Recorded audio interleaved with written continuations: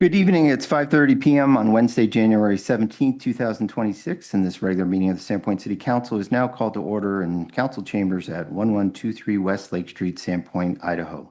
For the record, I am Mayor Jeremy Grimm presiding. Also present are City Council President Deb Rule, Councilors Joe Espiro, Justin Dick, Kyle Schreiber, Pam Duquette, and Rick Howarth.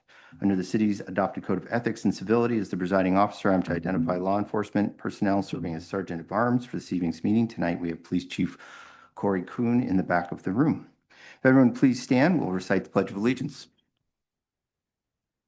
I pledge allegiance to the flag of the United States of America and to the republic for which it stands, one nation, under God, indivisible, with liberty and justice for all.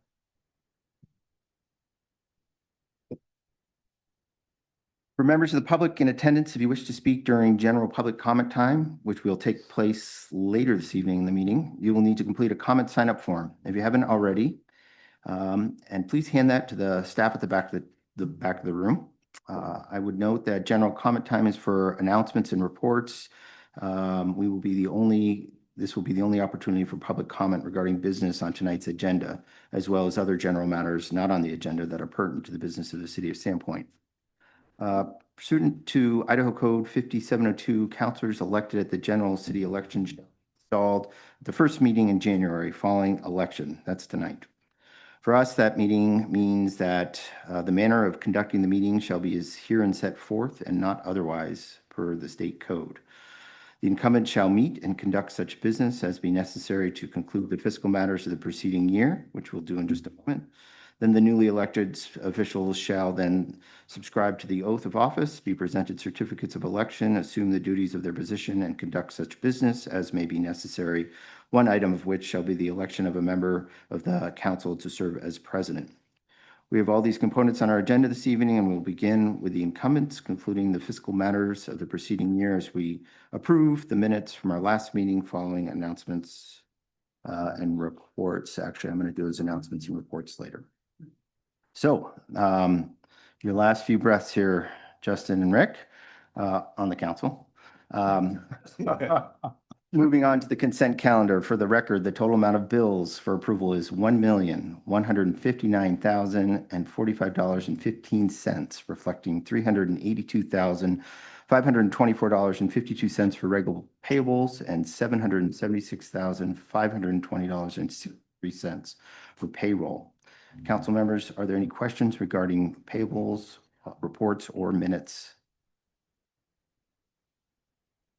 If not, I would entertain a motion to approve the incumbent's consent calendar for the purpose of concluding the fiscal matters of the preceding year. So moved. Second. Moved by Justin, second by Joel. Jeez, Joel. This will be a roll call vote. Counselor Rule, Yes. Spiro, Yes. Counselor Duquette, Yes. Counselor Howard, Yes. Counselor Dick, Yes. Counselor Schreiber. Yes. Mr. Mayor, motion passes. Thank you, Madam Clerk. Next, we had a request from outgoing council members to have Janine come up and say some words. So Janine, if you'd come up and share what you would like for the... Councilors, Mayor, thanks for having me. I just wanted to pray for all of you tonight, pray for the meeting, pray for the outgoing and the incoming people. So if you'd join me, I'd love for you to pray with me. Dear Heavenly Father, we thank you for this city and for the privilege of serving it.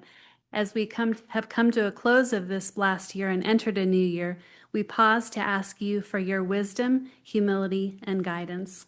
We are grateful for those who have served faithfully and for the contributions that they have made to this community. We ask your blessing over them as they conclude this season of leadership. Guide their steps as they embark on new journeys. We thank you for the way you have used them in our city and ask that you make their futures bright. We also lift up those who will soon step into new roles, asking that you would prepare their hearts and minds for the responsibility that they will carry. Help them to seek you for wisdom and knowledge. For those on the council that don't know you, we ask that you draw their hearts to you. We know of your great love for each one. Grant this council clarity in decision-making, integrity in leadership, and unity in purpose. Help each member to listen well, speak with respect, and act with courage for the good of all. May compassion, fairness, and genuine concern for our neighbors guide every decision and every vote. As we enter a new year, we ask for peace in our city, safety in our neighborhoods, and the opportunity for all who call this place home. May we be good stewards of the trust placed in us and seek the well-being of this community above personal interest.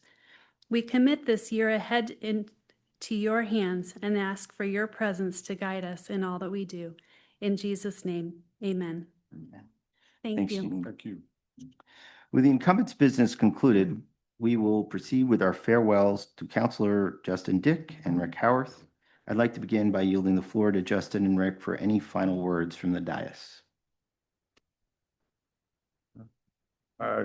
First of all, thank you, all of my fellow counselors. Politics makes strange bedfellows. I know that there's some of you that I don't think we've agreed on much, but I appreciate all of your passion and your fervor that you put into this, both Pam and Kyle. Deb, I thank you for your leadership through some and navigation of some really challenging times here over the course of your tenure as president. Rick, thank you so much, man. I think your calm level-headedness, I think, kind of jibes most with me as well. I know we've walked out of some meetings with our heads up and sometimes our heads down, but we've always walked out in a friendly manner. And Joel, wish you much success as you move forward. You're probably one of the most genuine individuals I've ever met. Mayor, thank you so much for your steadfast leadership over the course of your tenure. I wish you guys all the best of luck to continue serving this community. It's not an easy thing to do to serve this community. Thank you to the public for allowing me this privilege and this honor to be up here for the last 4 years, to be part of the Spot Bus, to be part of the Arts, Culture, Historic Preservation. Definitely an honor to serve this community. And lastly, all the staff, all the directors, the city staff, you guys are absolutely amazing. And for those of you in the public who don't know these folks, please get to know them. Every single one of these guys could be working in the private sector tomorrow, and they choose to work steadfastly for this community. So thank you all. Much appreciated. Thanks, Justin. You're welcome. Well, thank you, Mayor. First of all, thank you for nominating me to fill Jason's vacancy. Jason, thank you for stepping off the dais to give me the opportunity. To my fellow counselors, thank you so much for the opportunity to serve together over the last year and a half. As Justin said, we don't always see eye to eye, but we walk out as friends at the end of the meeting. I truly respect each and every one of you. I feel very confident in your leadership of the city as we move forward as well. I also want to say thank you to the public. You know, one of my goals when I came onto the council was to learn much more about the city that I love. Even though I married a young lady from Sandpoint that grew up here. She knew everybody in town. I took her away from Sandpoint for about 40 years to travel the world and work around the world. And when I came back to live here in this community, I didn't know much about it. So the opportunity to come and sit on the dais and learn about the city has been phenomenal for me. But one of the key takeaway is the true passion that I see from so many of the citizens in this community. Your voices, while you may not think your voices matter, they have a profound impact. And I would ask you to continue to fight for what you think is right for this community each and every day. And to the new counselors that are stepping on, I just wish both of you all of the best as you serve our community as well. Again, thank you for the opportunity to serve. I will still be active, just sitting on that side of the dais instead of this side of the dais. 3 minutes. 3 minutes. Thank you very much. Can we say thank you to Zach and Fonda as well, too? I have learned a tremendous amount from you both, and we appreciate you guiding us along as well. Thank you. Thanks, Rick and Justin. At this time, yield the floor to the council for any remarks you'd like to share or make regarding Rick or Justin. Enjoy your Wednesdays. I concur, and I thank both of you for your time served. Mr. Mayor. Go ahead, Joel. Yeah, being on here 8 years, I want to thank you guys for stepping in and doing the hard work. Justin, serving 4 years, right, with you has been great. We went through COVID and many other controversial issues, but you've been strong and a good leader, and I knew you would be. You were that before you stepped on council, and you will continue to be that. So I wish you many blessings to you and your family. And again, I know you'll continue to serve the community well, and thank you for that. There's a lot I learned from you, so I appreciate that. Rick, when I first heard you're going to be on, I actually knew nothing about you, and wasn't really sure if I wanted you on. But as I've grown to know you, I have highly respected you, and clearly you have a knowledge base that I could only wish to have. So you earned a lot of respect from me, and I appreciate you and your knowledge and wisdom, and look forward to the 3 minutes that you get to talk to us. Thank you.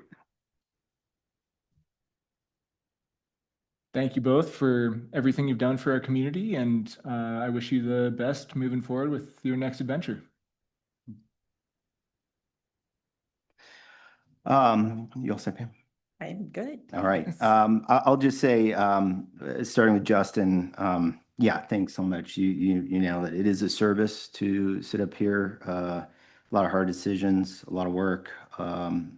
One of the things I really appreciate about you, Justin, your time up here is some of us own and run businesses in the community.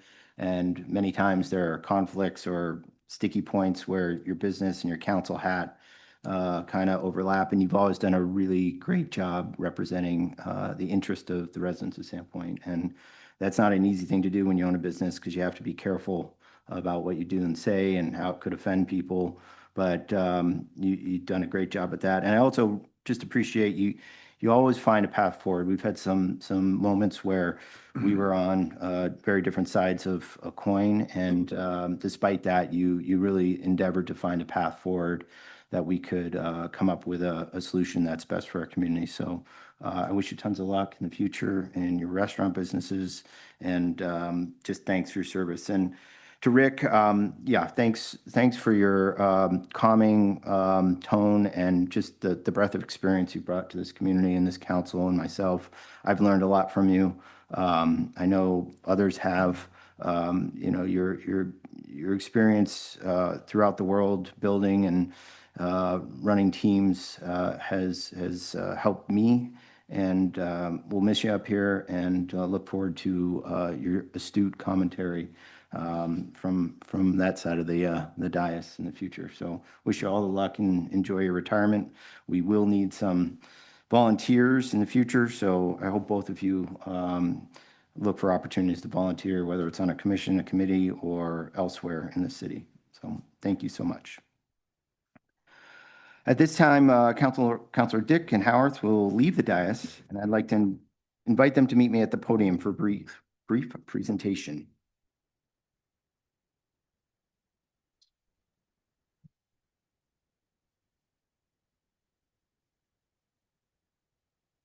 Right this way just now.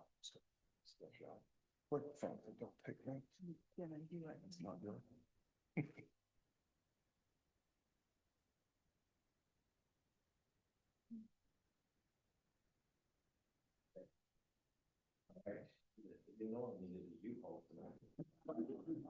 Greg, this is just a little something from the city, nice thanks and appreciation.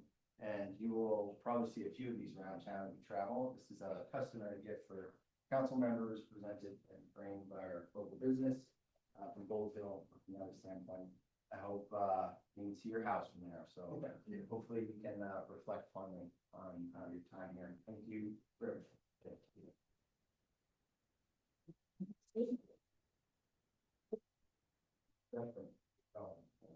Not much in there, but again, same thing. We've seen a few of these. What a great place we live, and we helped to make it what it is. So thank you so much for doing it. And we still. Justin, Justin, she wants to see. turn it around, please. It's a shot from Gold Hill. Don't throw your shoulder out, man. Gorgeous. Nice. Thank you. Good luck with everybody. Are you not gonna stay?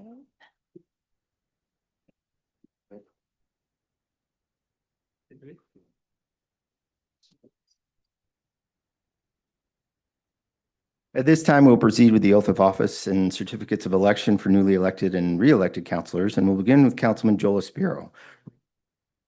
wherever you'd like. You can, the floor is yours. Re-elected for a third term, Joel, if you'd like to please join me now, please raise your right hand and have your hand in the Bible. And do you want to introduce this person? Yeah, this is my good friend Aaron Guyette, who has served, as you can tell, and a trusted brother. And I thought it'd be good for him to be here with me. He served our country, and this is part of the public we are. And thank you, Eric, for being here. And if my family would like to join me, Michaela, you're more than welcome to, but a little intimidating, huh? All right. Please raise your right hand. Do you, Joel Aspiro, solemnly swear that you will support the Constitution of the United States and the Constitution of the State of Idaho, and that you will faithfully discharge the duties of City Councilor of the City of Sandpoint according to the best of your ability? I will. Congratulations.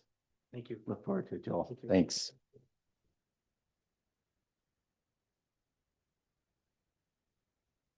Next, I'd like to call Joe Tate to the podium. And these are in order of votes if you're wondering why the order is like this. Joe, would you like to introduce the person helping you be sworn in? Jay Watson, close friend. Awesome. Mother Barbara. Hi, Barbara. Awesome. All right. Joe, please raise your right hand. Do you, Joe Tate, solemnly swear that you will support the Constitution of the United States and the Constitution of the State of Idaho, and that you will faithfully discharge your duties of the City Councilor of the City of Sandpoint according to the best of your ability? Yes. Congratulations. Thank you. Look forward to working with you. Joshua Torres. Josh? Yeah. Excellent. Josh, would you like to introduce? My daughter Aspen, and then my mom Lori. All right. Hi, Aspen. Hi. All right. Please raise your right hand. Do you, Joshua Torres, solemnly swear that you will support the Constitution of the United States, the Constitution of the State of Idaho, and that you will faithfully discharge your duties of the City Councilor of the City of Sandpoint according to the best of your ability? Congratulations.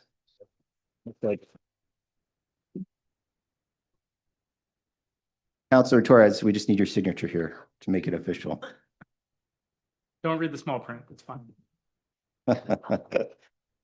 All right. We're going to take a 5-minute recess. Just folks can congratulate, and then we will start the meeting over again in just in a moment. So with that, feel free to mingle, congratulate, and say your hellos and goodbyes.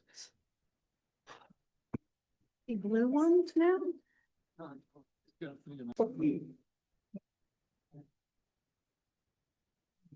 Here we go. It's 5:57 p.m. and the meeting of the newly seated Sandpoint City Council is now called to order. For the record again, I'm Mayor Jeremy Grimm presiding, also present are Council Deb Rule, Joe Spiro, Kyle Schreiber, Pam Duquette, Joe Tate, and Joshua Torres. And council members, I'm going to try something new because it's easier for me and more informal. If no one objects, I'm just going to use first names. At least we'll see how that goes. So, Works for me. good. Moving forward, continuing the requirements of Idaho Code, the next item on the agenda is the election of a council president who will serve for the next 2 years. Council president's the most significant role is, in the mayor's absence, chairing council meetings, signing documents, and supervising city operations as necessary in the absence of the mayor. Councilor Rule is our current president, having served in this capacity for the past couple of years. Thank you, Deb. I would entertain a nomination for council president at this time. Mr. Mayor, Pam. Jeremy. I would like to renominate Deb. I think she's done a fine job as a leader with her experience. If she is so willing. I am, thank you. Is there a second to the nomination of Deb? That was Joel. All right. Are there any other nominations? Deb, you've been nominated to serve as council president. Do you accept? I think you said yes. Yes, I do. Deb Rule has accepted the nomination. Hearing no others, we will have a vote to nominate Deb as the council president. This will be a roll call vote. Counselor Schreiber, Yes. Counselor Rule, Yes. Say yes. Okay. Counselor Tate, Yes. Counselor Spiro, Yes. Counselor Torres, Yes. Counselor Duquette. Yes. Mr. Mayor, motion passes. Thank you, Madam Clerk, and congratulations, Deb. I look forward to working with you. It's a new year and new council, and who knows what's ahead of us. So hopefully we can make a good partnership there. Moving on, announcements and reports. For the special business on tonight's agenda, I do have a proclamation I have issued and would like to read aloud. Whereas human trafficking is a grave violation of human rights that involves the recruitment, harboring, and transportation, provision, or obtaining of a person for labor, sex, or through forced fraud or coercion, and affects people and communities across the United States and the world. Whereas human trafficking typically is underreported and victims are often hidden in plain sight, making community awareness and vigilance critical tools to identify, report, and prevent this crime. Whereas the United States Senate designated January 11th as National Human Trafficking Awareness Day to raise awareness of this crime, recognize its impact on individuals, families, and communities, with numerous federal and nonprofit initiatives encouraging public involvement on this date. Whereas the Department of Homeland Security Blue Campaign and other partners have designated Wear Blue Day on January 11th each year as a focal point during National Human Trafficking Prevention Month in January, encouraging individuals and organizations to wear blue in solidarity with victims and in support of anti-trafficking education and action. And whereas increasingly public awareness and understanding of human trafficking empowers community members to recognize and report suspicious activity to law enforcement and victim support services, including the National Human Trafficking Hotline at 1-888-373-7888, or a text Be Free, which is 233-733, or through online reporting. Now, therefore, I, Jeremy Grimm, Mayor of Sandpoint, Idaho, do hereby proclaim January 11th, 2026 as Human Trafficking Awareness Day, Wear Blue Day in the city of Sandpoint, and call upon all residences, businesses, community organizations, and educational institutions to wear blue on January 11th as a visible sign of unity in awareness and prevention, and to support survivors and efforts to end human trafficking in our community and beyond. Proclaim the 7th day of January 2026 in the city of Sandpoint. Jeremy Grimm. Moving on to general announcements. First, a couple just housekeeping items, Council. We are working right now to establish a time period, a day, maybe more, to collaborate and gather for our strategic planning session. Looks like it'll be towards the end of January, early February.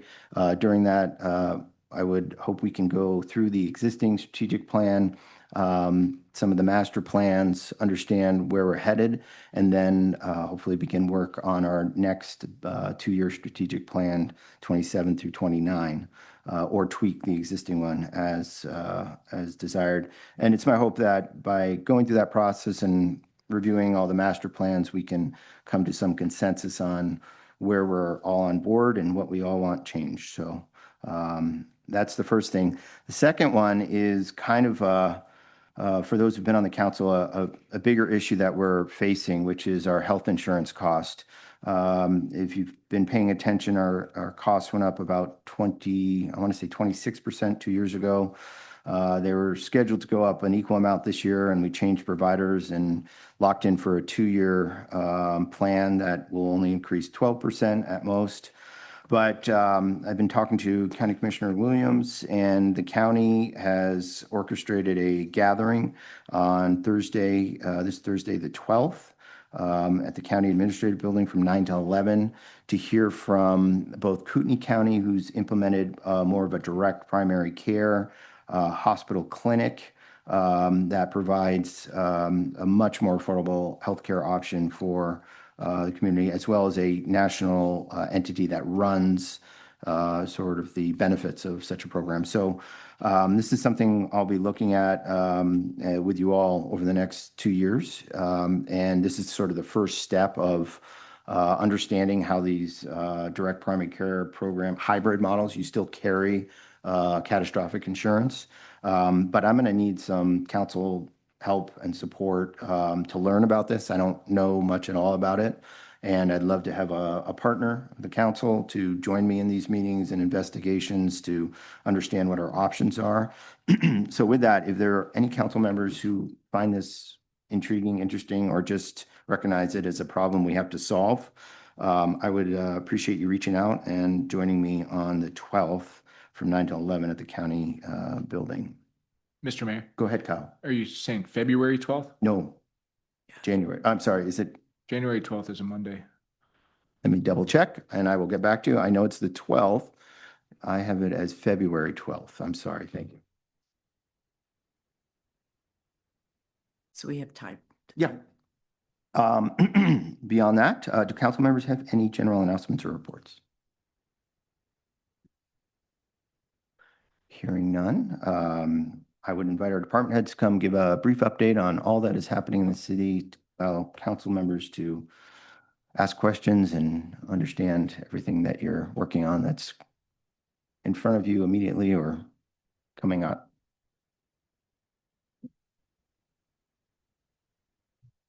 This is Holly Ellis, our Public Works Director.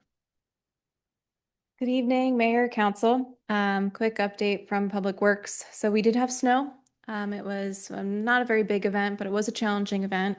Our street crews were operating. One of our graders went out in the middle of their operations. One of the snow blowers went out in the middle of their operations. So they had to manually do our downtown.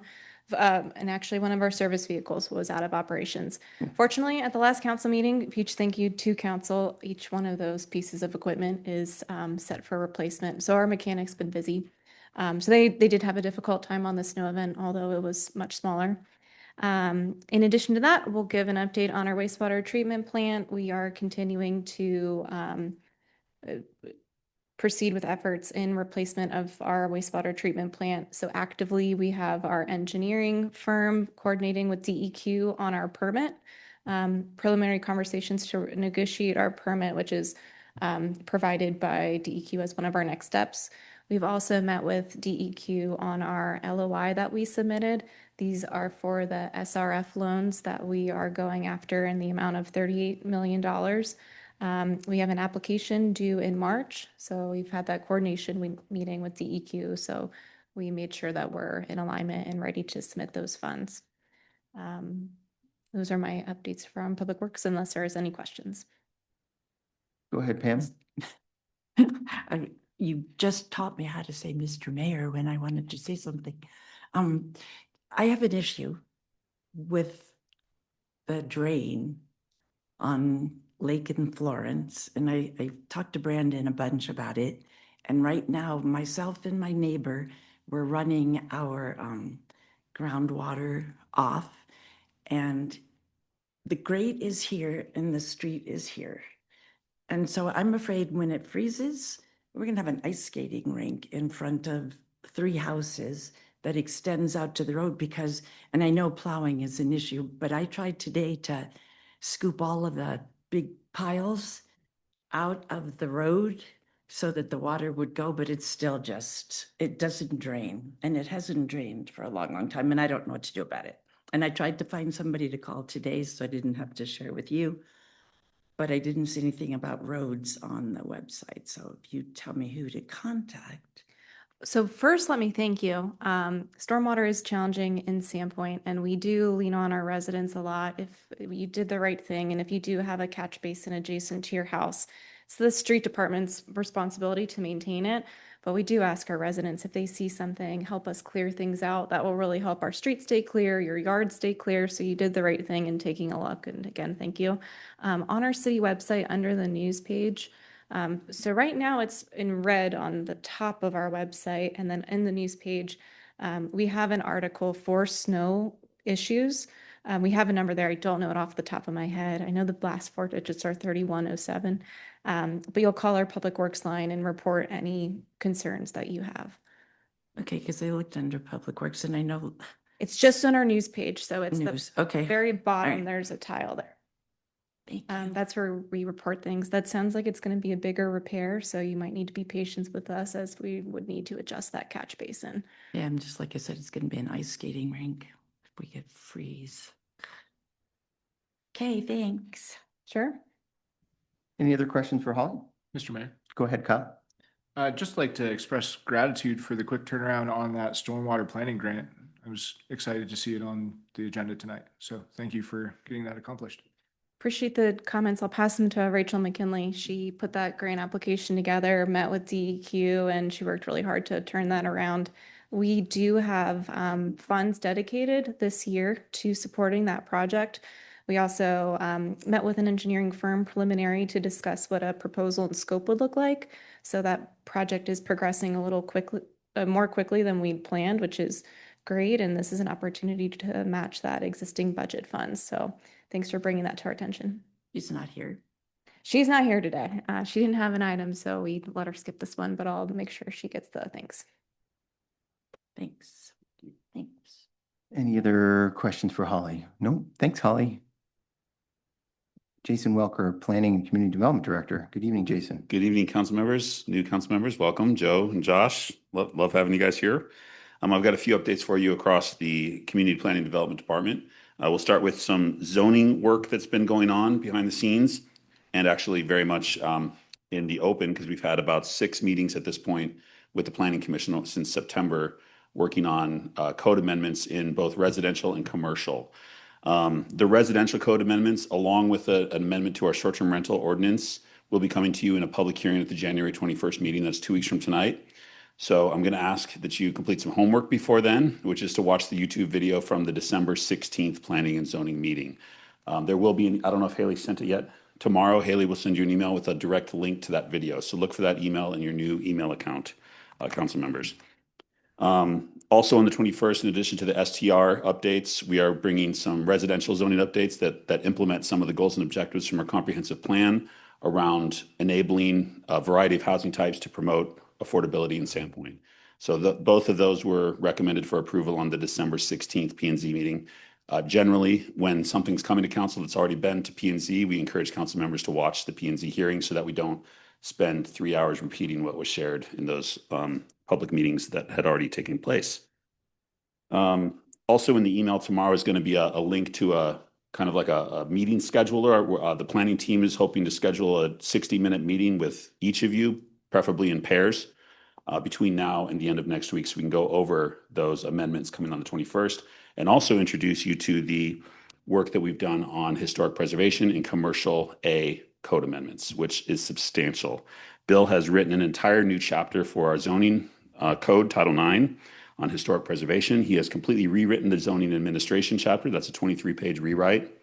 And we have proposed, as of last night, 2 new zoning districts for the downtown area called Downtown Core and Downtown Outer Core.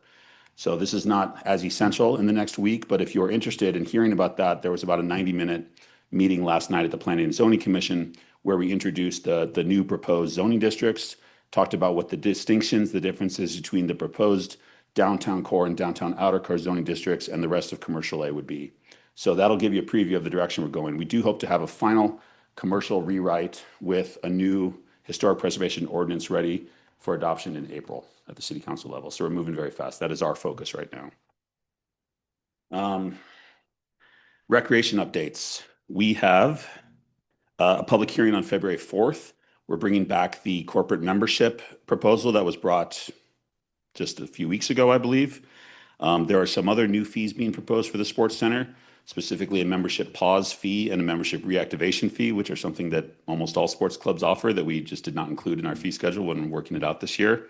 So there was some concern over the lack of participation in our last public hearing. So if you have members of the community who are interested in fees at the Sports Center, please encourage them to come on February 4th. Meanwhile, just a quick update. As of yesterday, we hit 650 registered members at the Sports Center. And at the end of December, we achieved almost identical revenues as we did in November, which, as you might recall, was $17,000 per month we've been averaging over the last 2 months. That is slightly above our break-even level at the Sports Center. We have achieved cost recovery far faster than I expected to. We're hopeful to keep that up over the next year so that that facility can be completely relieved of needing any sort of subsidy from the Recreation Fund. So some really exciting numbers from Ryan over at the Sports Center. Development update, you've probably heard. The Daily Bee had a story about it. The Averill Hospitality Group did submit their building permit last Monday. It was deemed to be a complete submittal by the building department, so that did lock them in with the 2025 development impact fees. The way this works now is they have 180 days to pay their permit fee, which is several $100,000. And at that time, permit review will begin. So we're not actually doing any review of their permit applications at this time. And this is, I learned from our building official today that it's actually International Building Code that establishes that 180-day window for paying a permit fee. So there is now going to be a bit of a down period before we see any action going on in City Hall as far as actively reviewing those permits. If they pay the fee tomorrow, our team will get to work on reviewing those permits immediately.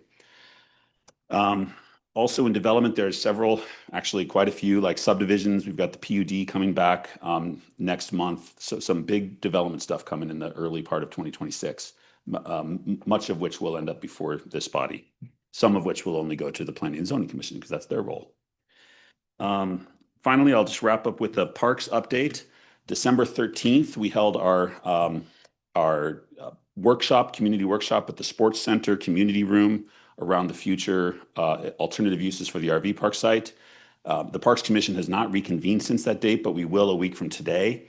And at that time, the Parks Commission will be recapping the kind of key takeaways from the community survey, which ended up with about 1,000 responses, and that open workshop on December 13th. And my hope is that they will make a recommendation that we will bring to council at the February 4th meeting as far as what the commission believes is the best path forward at the RV park site at City Beach. So those are my updates, and I'll take any questions if you have them. You have questions for Jason? Go ahead. Joe? Thank you, Jeremy. Yeah. What was the homework assignment? You'll get a couple links in an email from Haley tomorrow morning. What's the time frame? Preferably before the January 21st council meeting, so 2 weeks. Got it. Yeah. Specifically the December 16th Planning and Zoning Commission meeting where we held 2 public hearings on the short-term rental ordinance and the Title IX amendments, the zoning amendments to our residential zone. Got it. And this email will have some clear guidance, what we're looking for. And Yes, sir. thank you. Damn. Jeremy. I'm going to be able to just read your mind in a second. I'm going to be like, just Okay, give me the what- look. I have an extra question now about public hearings, and maybe you're involved in this as well, because how do they get noticed? Like that public hearing for the corporation passed, nobody knew that was happening. The public hearing for the zoning meeting, is there something the city does or can do besides online? I'll let either Jason or our legal counsel explain the requirements of Idaho code and our own code about notification of these sorts of things. Thank you. So depending on the nature of the public hearing, there are statutory requirements for notice, and usually the clerk is actually the one that does those. And they publish them in the newspaper, and that's typically how it is. It's depending on the type of hearing, there are certain people within 300 feet who might be required to have notice and so on and so forth. But I'm sure that Haley can expand a little bit further, but those are the notice requirements. Then of course they're Really posted on the hard. website. Really hard to find those Pam. in amongst the page of all the public notices. I mean, wish we at could at the end do of a the better day, job. our obligation is to comply with the state statute Right. and providing notice in the way that the state statute requires us to. Okay, I would like to find a way to help Enhance? the community better I could- understand. I've You- got a great, you it do? was a project we never finished this last year. The Kiosk at the kiosk at parking the lot, parking yeah, lot. that was one of my notes. They're super expensive. I mean, they're like 20 grand, but that's the idea is we get 2 of those on the corners down there and they have a big white digital paper and they have everything that's happening, notices, because that's where people are. They're not here at City Hall looking at the Right. thumbtack board out in the walkway I there. have appreciated that they can apply online, and I put that out. Actually, I wrote a letter to the editor to try to spur people to come and register to get that. I appreciate that comes to their email. A lot of people don't have email. It's just really hard to consider it a public hearing when nobody knows and nobody shows, and that's all I'll say about that. I wish there was a better way we could get the community to know what's going on. I'll look at Facebook. I know we have an item on the agenda tonight that got a lot of apparently people got information somewhere that's not accurate, but I assume it's Facebook, so maybe we can put those on Facebook. Okay. I'll check with legal and staff. And then with the parks group, I guess, I would like to find a way to appease the community-minded residents that have come to the meetings about the HVAC noise. Isn't there something we can do, like build a soundproofing wall outside to help that? Pam, I've responded to and met with some of those neighbors. I understand the HVAC noise at the Russell Center. I've asked Director Welker to look at, and he's gone to some lengths. We've had decibel readings done out there by the police. I've asked him to look for solutions, cost-effective solutions. He's brought ideas back such as elevating the fence, putting canvas material, slats. Yeah, we are, and the time Okay. frame is early spring to try to come back with a Okay. solution. They would like to know that. I know they've contacted me. They've Oh, yeah. tried a couple times at your meetings to speak on that. Mr. Mayor, just to notify the public and council, one of the neighbors has filed a notice of tort claim at the city regarding that. And so that's. And see, they didn't want to. They wanted to come to the Parks Commission meeting and get that handled community-minded wise, That's too bad that had to happen. But now that it has Yeah. happened, it has to be handled in that realm. Okay, so Good to know. I back off, is what you're saying? Okay. Dark sky code enforcement. Nudge, nudge. We enforce our dark sky code with every building permit application. that I comes know, in. but that doesn't help what's already been done and being done. And I was told that when we got new planners, that there would be more option to look into that. For people that are already, like my neighbor that has complained many times about the little drive-through pop and beer joint light. And they've been notified by the police several times, and I guess the fine isn't enough to make them change that light. It's that kind of thing, the glows from things it's just really ruining the dark, the night sky, Yeah, Pam, what that would take is a citywide, consistent sort of notification enforcement for what you're talking about is existing light Right, fixtures that's that are out already, there. yeah, because we have a code that people aren't following, and people don't know we have a I code. think I'll work with Jason and understand what the cost in both dollars and human power to elevate the level of enforcement of that section of code. And maybe we can bring it back at the next meeting if the council wants to make that a high priority for the department, then. It's probably not high priority with everybody, but it is a code that isn't being enforced. And it's something that's near and dear to my heart. Thank you for listening continually. One more, my monarch sign, our monarch sign, is it still in the office here? It was the last time I saw. Okay, it's just needs a Yeah. date. Post. We're down to 3 parks employees right now after Austin's retirement. And then Darn. actually Todd Converse, who worked for the city for several years, just retired on January did? 3rd. Oh, Yep. my. He was at his retirement time and decided he could do better on his pension than he could continue to work. So we are, and then one of our employees is on FMLA leave right now. Okay. So we've got 3. Our parks team has been busy interviewing. We had over 60 applicants for those parks positions, which is fantastic. 68 applications. That's true. amazing. And we had some outstanding applicants. So we are about to make offers to some parks employees. And I'm really excited to welcome and introduce them to you at the next council meeting. I do appreciate that. Thank you. I will back off for a while. Any other questions? Okay, thank you. Not always. Thanks, Jason. Corey, Gavin, anyone else have anything interesting or critical to report for the council? Council have any other questions for our department heads? Excellent. Moving on, we'll go to public comment. This is the general public comment portion of the meeting. Purpose of general comment time is to allow members of the public in attendance to address the mayor and council regarding items included on this evening's agenda under consent calendar or old or new business. For the purpose of the general public forum, you are also welcome to comment on any topic pertinent to the business, City of Sandpoint, not included on the agenda and not anticipated or scheduled for future public hearings. Please note that council cannot take testimony on any planning-related land use matter outside of an official public hearing. I'd like to make everyone aware the city does have a policy on public meeting decorum. The rules are posted outside the chambers on the entry door. In summary, I'd ask that everyone please be pleasant and respectful, not make derogatory statements about others, including city staff, not be disorderly or disruptive, no calling out, clapping, or holding up signs.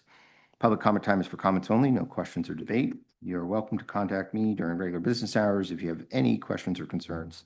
This is the only general public comment time that will be offered this evening. Those in attendance remotely who wish to speak may raise their hand on Zoom at this time.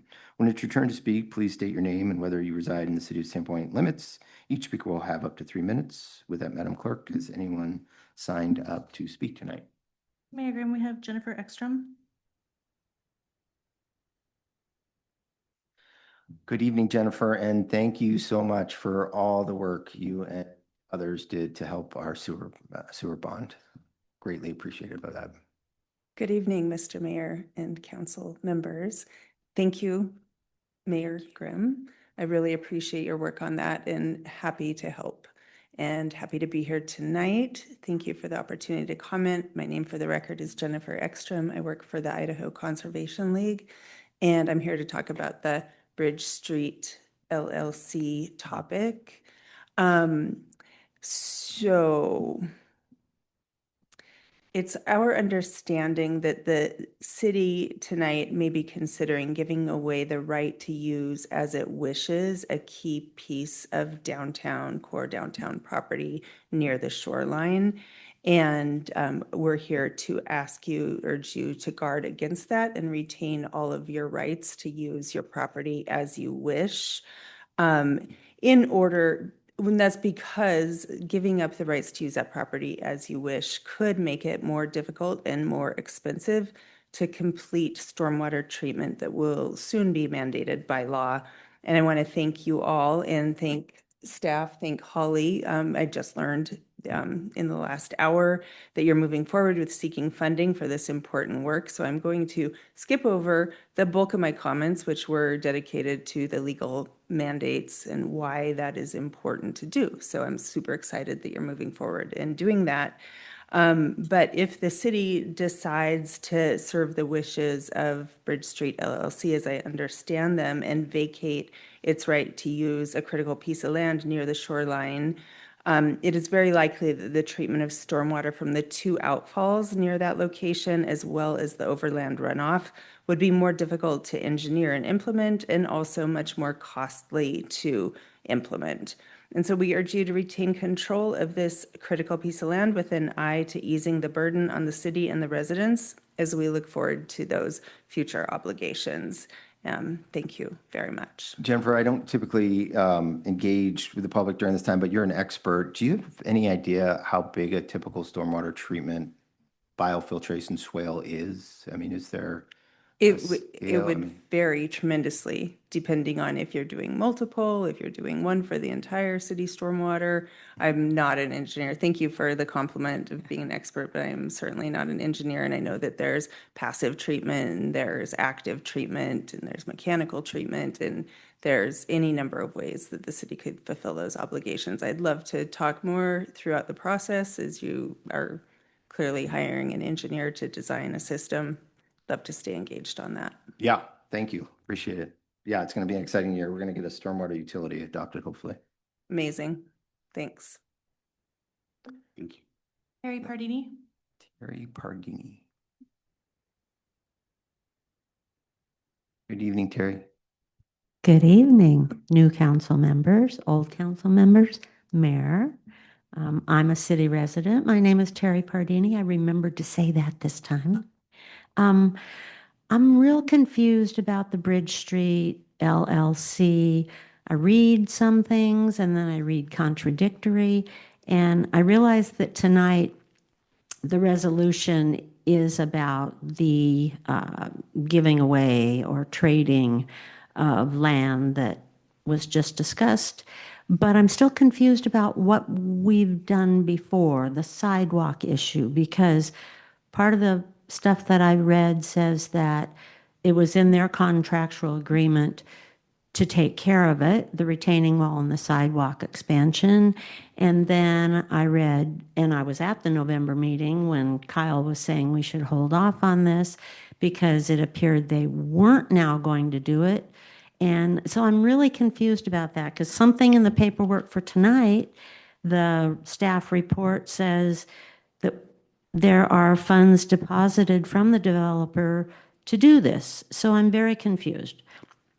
My other confusion is if there aren't funds and they're not doing it, do contractual agreements not mean anything with the city of Sandpoint, with other organizations? Like, do we not make people follow through on their contracts with this? Because if so, you know, it's never going to work because all these organizations and companies are going to say, well, it doesn't matter because we just don't have to do it and they won't do anything. So I'm just saying, guys, if that's what's going on, because what I'm reading, that's what's going on. So as far as the resolution tonight, I'm against it as well for what the previous spokesperson said. Our stormwater management is huge, and we've been talking about that with the parking area across from the Edgewater. But most obvious is losing 25 public parking spaces. We're already losing public parking all over town because of the two ginormous apartment buildings being built on Church Street across from Columbia Bank. So I don't think that we can afford to keep giving away public parking. So that's what I've got to say, and thanks for listening, and Happy New Year. Terry, you're going to be here for the whole meeting because we're going to explain that whole next item. Well, yeah, then I'll Excellent. stick around. Good. Thanks, Terry. Rebecca Holland.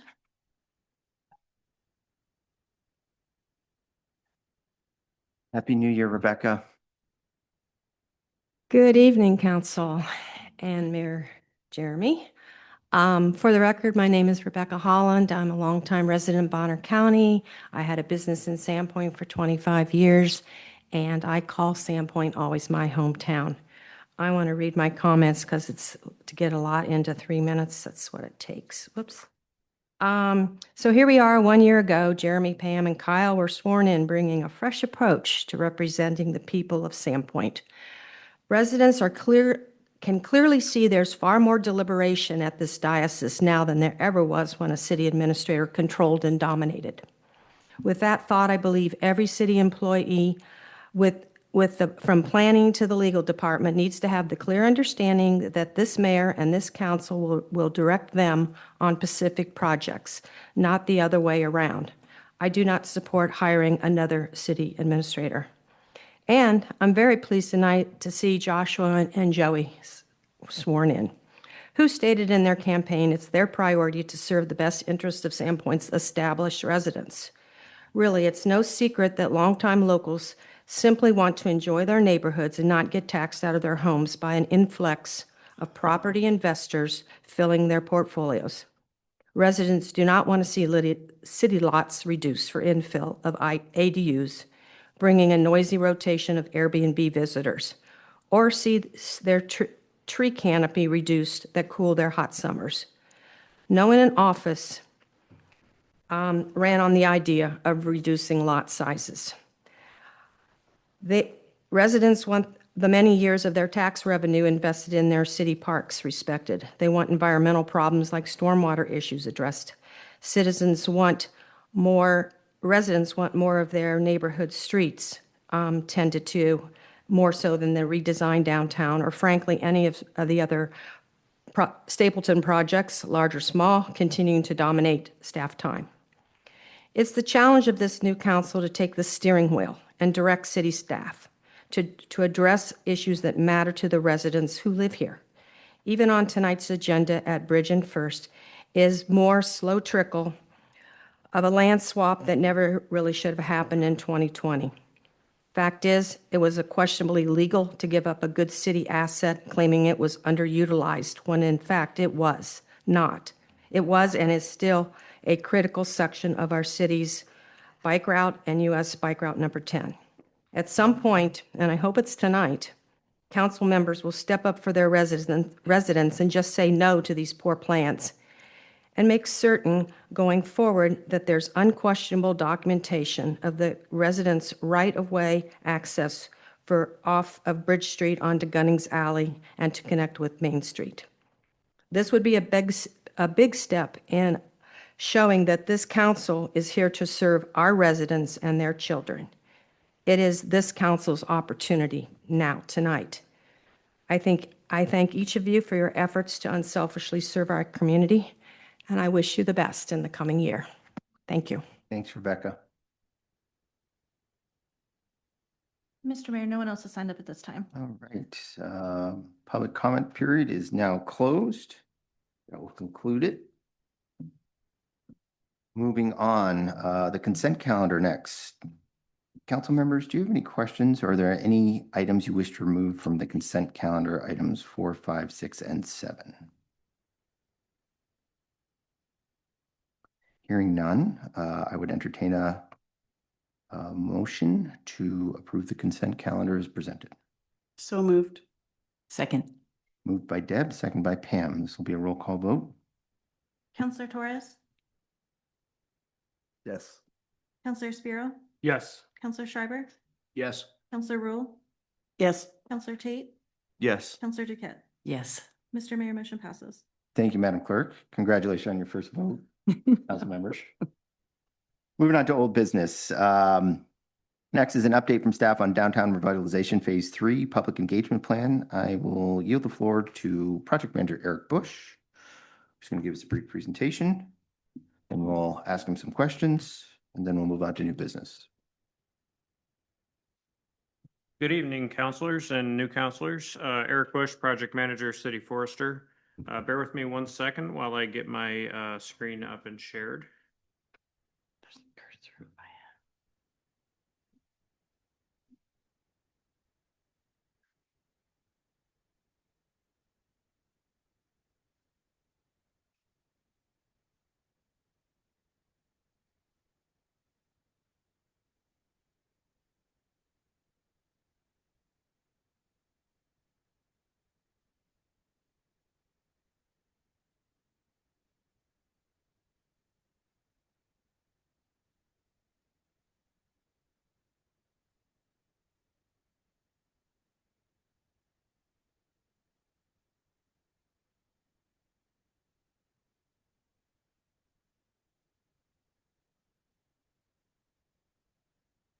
Okay, apologies for the delay.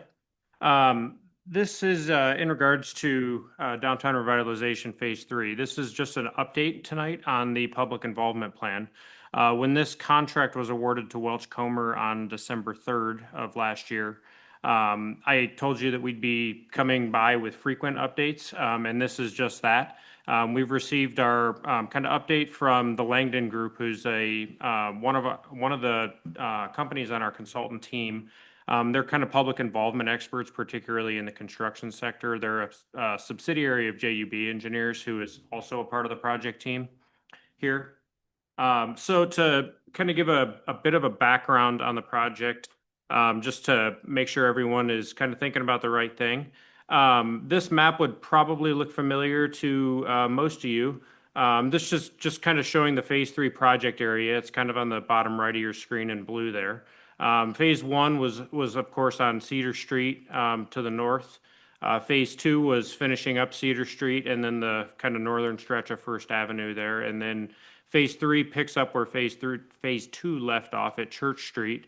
And we're hoping to get down to Lake Street, and then we're doing some, 30% design down to the Superior Street intersection, which will give us kind of design at a conceptual level for various funding opportunities that we're pursuing. So the general scope of this project is quite large, but it includes intersection improvements at Bridge Street and First Avenue, Pine Street and First Avenue, and Superior and First Avenue, and that's the conceptual only portion. And then additionally, we have streetscape and intersection improvements. Streetscape generally from First Avenue to Bridge Street, traffic calming at the intersections that I just mentioned, pedestrian and bicycle connectivity, utilities, and landscaping, street trees, parking, kind of reconfigurations. This project will endeavors to pretty much match what was completed in phase two. So we're not talking about a different streetscape or a different look overall. It's more so kind of taking some lessons learned from things that, that weren't quite right in phases 1 and 2, but more or less it will be the same kind of structure that we saw in phases 1 and 2. So getting into the kind of public involvement portion, the Langdon Group, we've been working pretty closely with them on figuring out what the kind of best strategy is for communication and making sure we get everyone's feedback and input as we're going through the design process here, and then as we get into construction later on this year. So they've identified 5 goals of that, and it's these 5 goals that are on the screen in front of you. But it's, I think, the things that we would expect to see in a project of this type. Share project information, where we're at, where we're headed. Engage the community members, business members. That includes, the businesses downtown. It includes our residents generally. It also includes, the Downtown Business Association, Chamber of Commerce, groups like that. Collecting feedback, and I'll tell you a little bit more about that in a couple minutes. Aligning goals with the community values, and that means the design and where the project heads generally. And then just good communication overall. That's, where the project stands, design timelines, construction timelines, impacts, all of those types of things. So I've put together a schedule that primarily is regarding the public involvement components of the project and the feedback components of the project. But I've got milestones in kind of blue and yellow that are highlighted at various timelines in this. So the draft public involvement plan we received late last year. As we move into February of this year, that kind of second bullet to the left there, we're going to be doing some informational interviews, and I'll tell you a little bit more about that in a second. And then we'll also be doing our first technical advisory group meeting, and I'll tell you a little bit more about that in a second as well. We expect the 30% drawings in mid to late February, or excuse me, in early February, and we're hoping to have our first public open house within a few weeks after that. That'll allow us to, kind of present that here at City Council, and then be able to get feedback, from the community at large when we have that first open house in March. 90% drawings are coming pretty quickly after that in June of this year.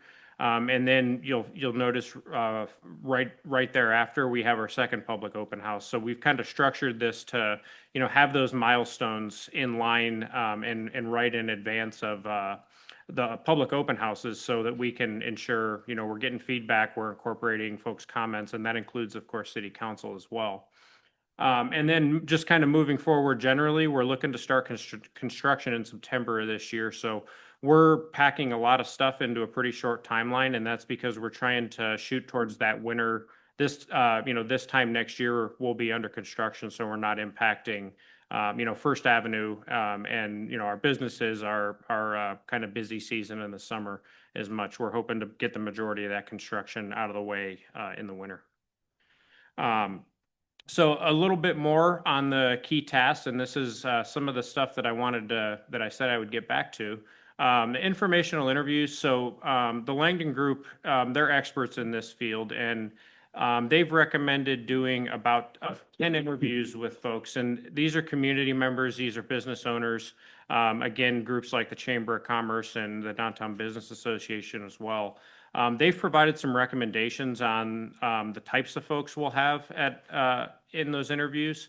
But the kind of recommendations are coming, from staff. They're just providing, we would like, a member from this type of group, or, business owners affected by the project, business owners that were affected in phases 1 and 2, so we can kind of get, how the project and construction went from their perspective as well. And I'm going to skip a bullet here and go into the technical advisory group. And you might be wondering, those sound kind of similar, and they are kind of similar. And it's a similar kind of cross section of folks that will be members of the technical advisory group.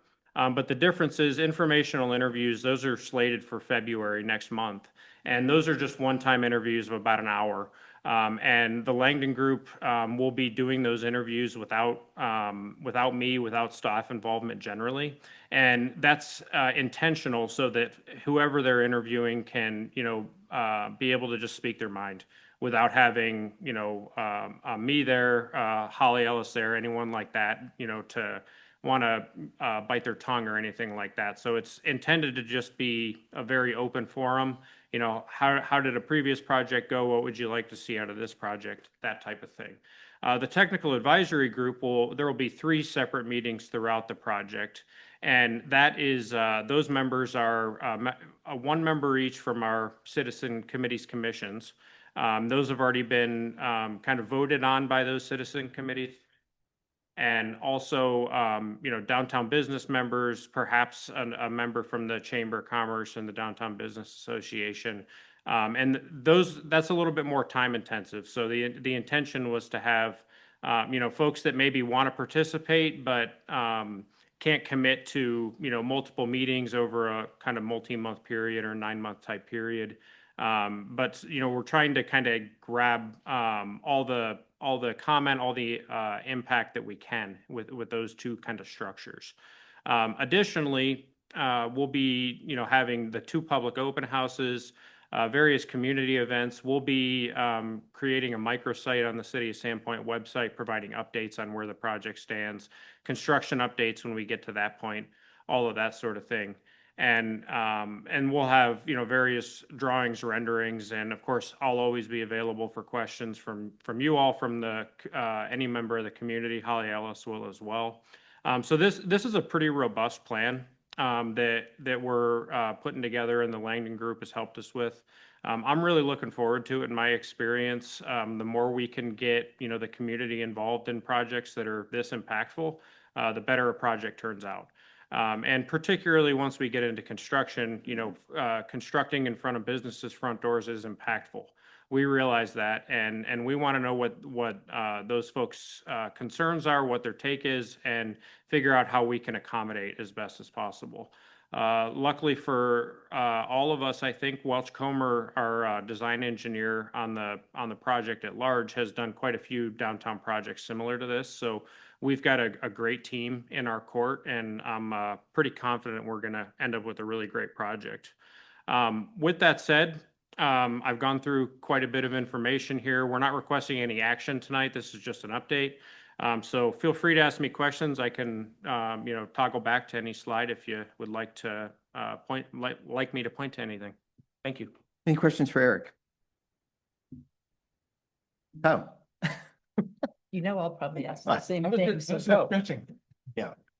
Yeah, thanks, Eric. One of the things I noticed in the plan was public open houses at community events. And in the past, I think the city has, or the city's consultants have done that type of public outreach at events that were sort of high tourist season.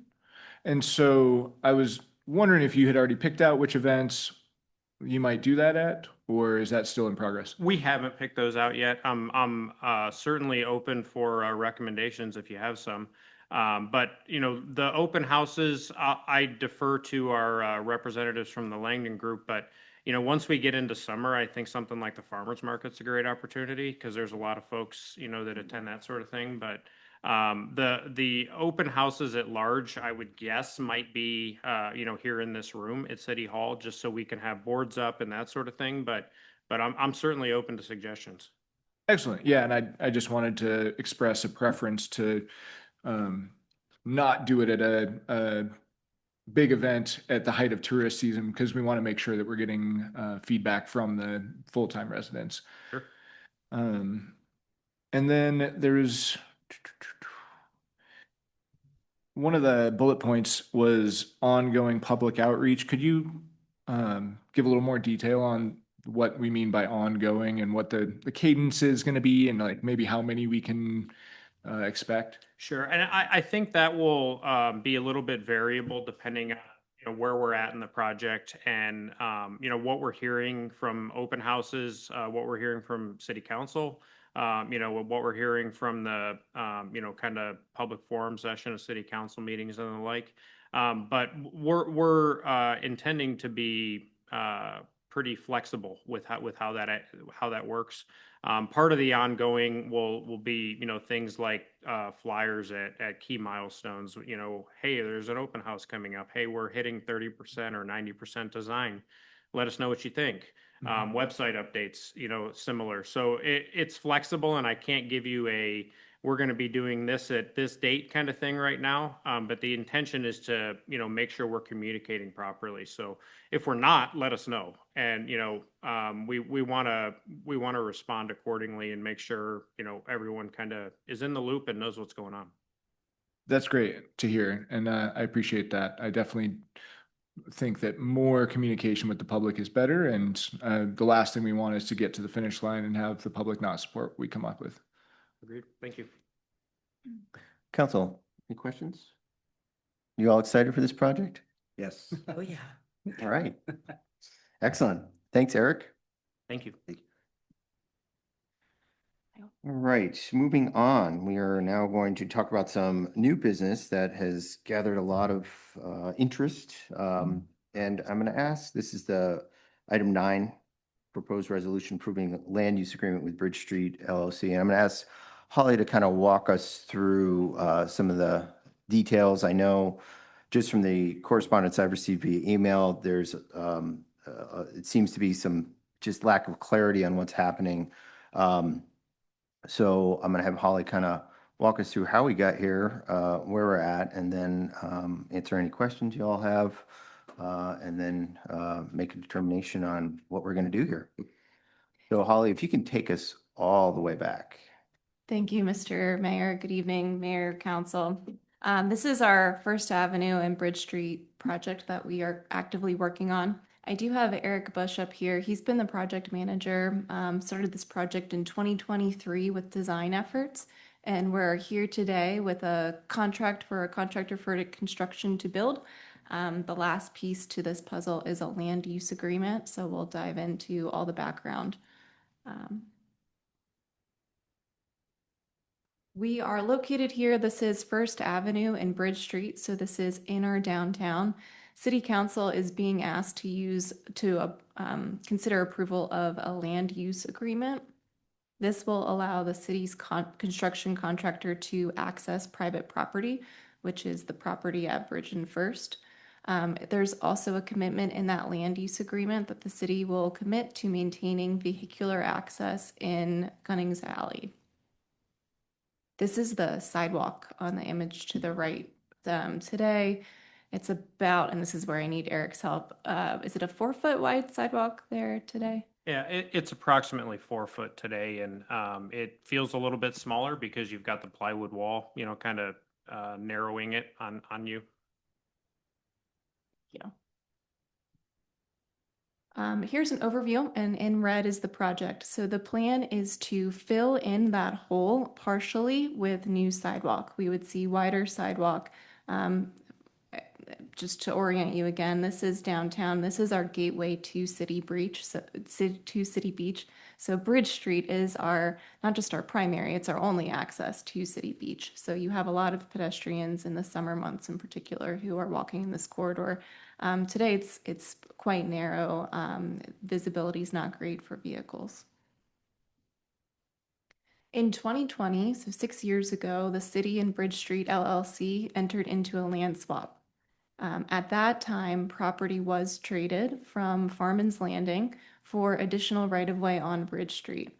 The purpose of that agreement at that time was to provide for wider sidewalks and to provide for dedicated bike lanes on Bridge Street. The intent was to have safer pedestrian and vehicular movement on Bridge Street.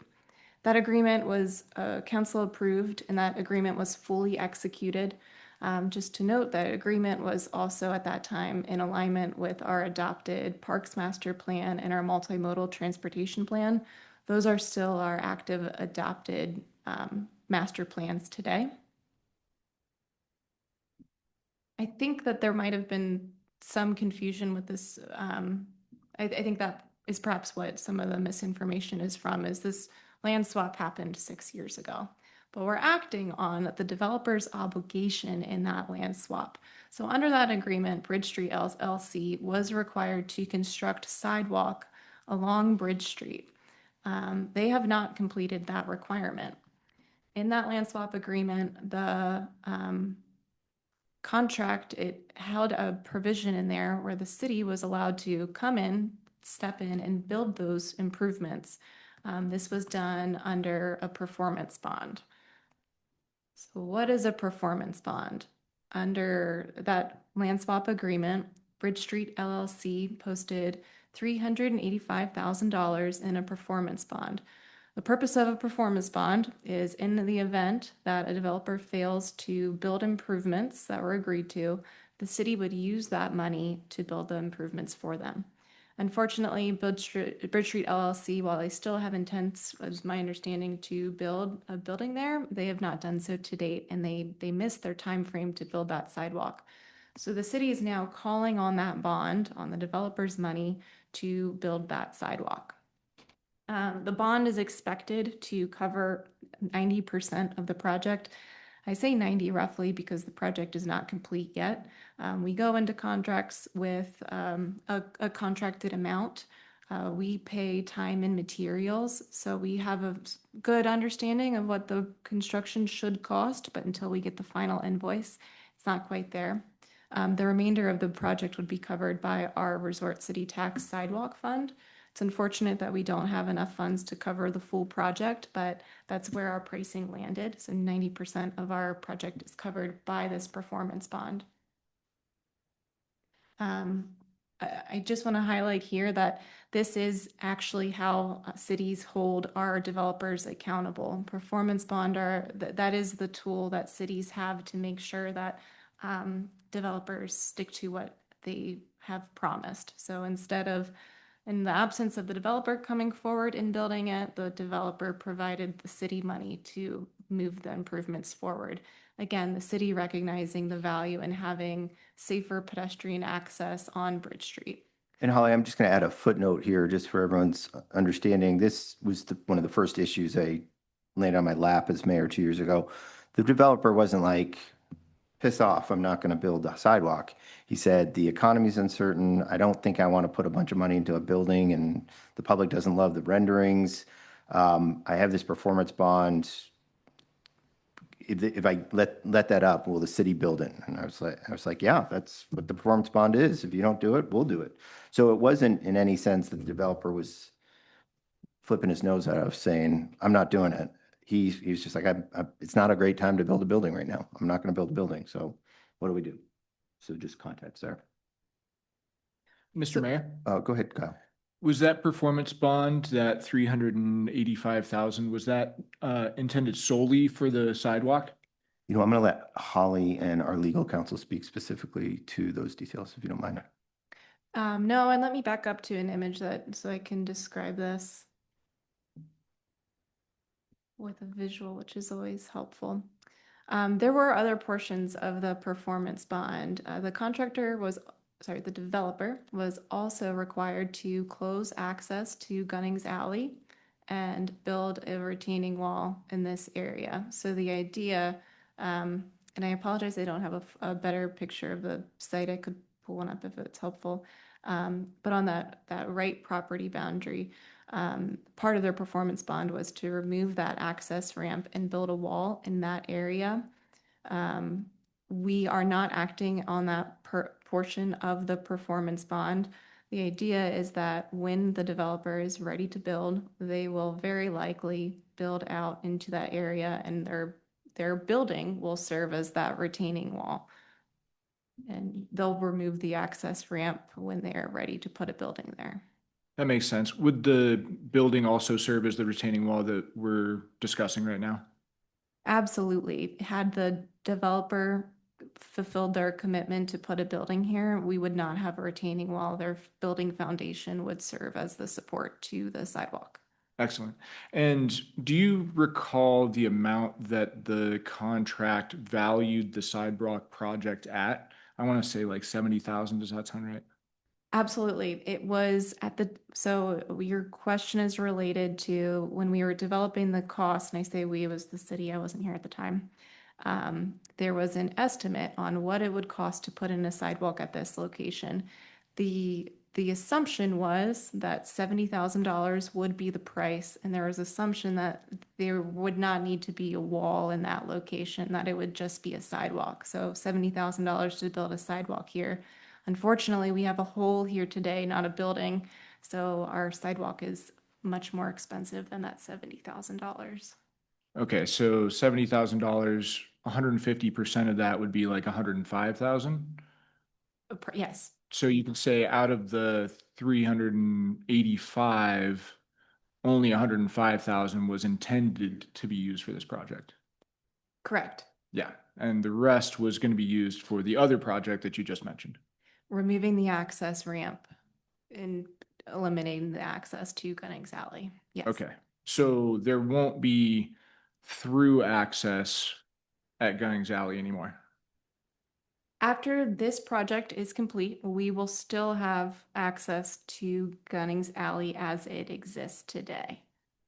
Okay, Our project is in red. So it's just widened. It's moving those shoring, those sheet piles to the north and filling in what's in red with backfill and putting sidewalk at that location. The Got it. city is not acting upon moving that access ramp today.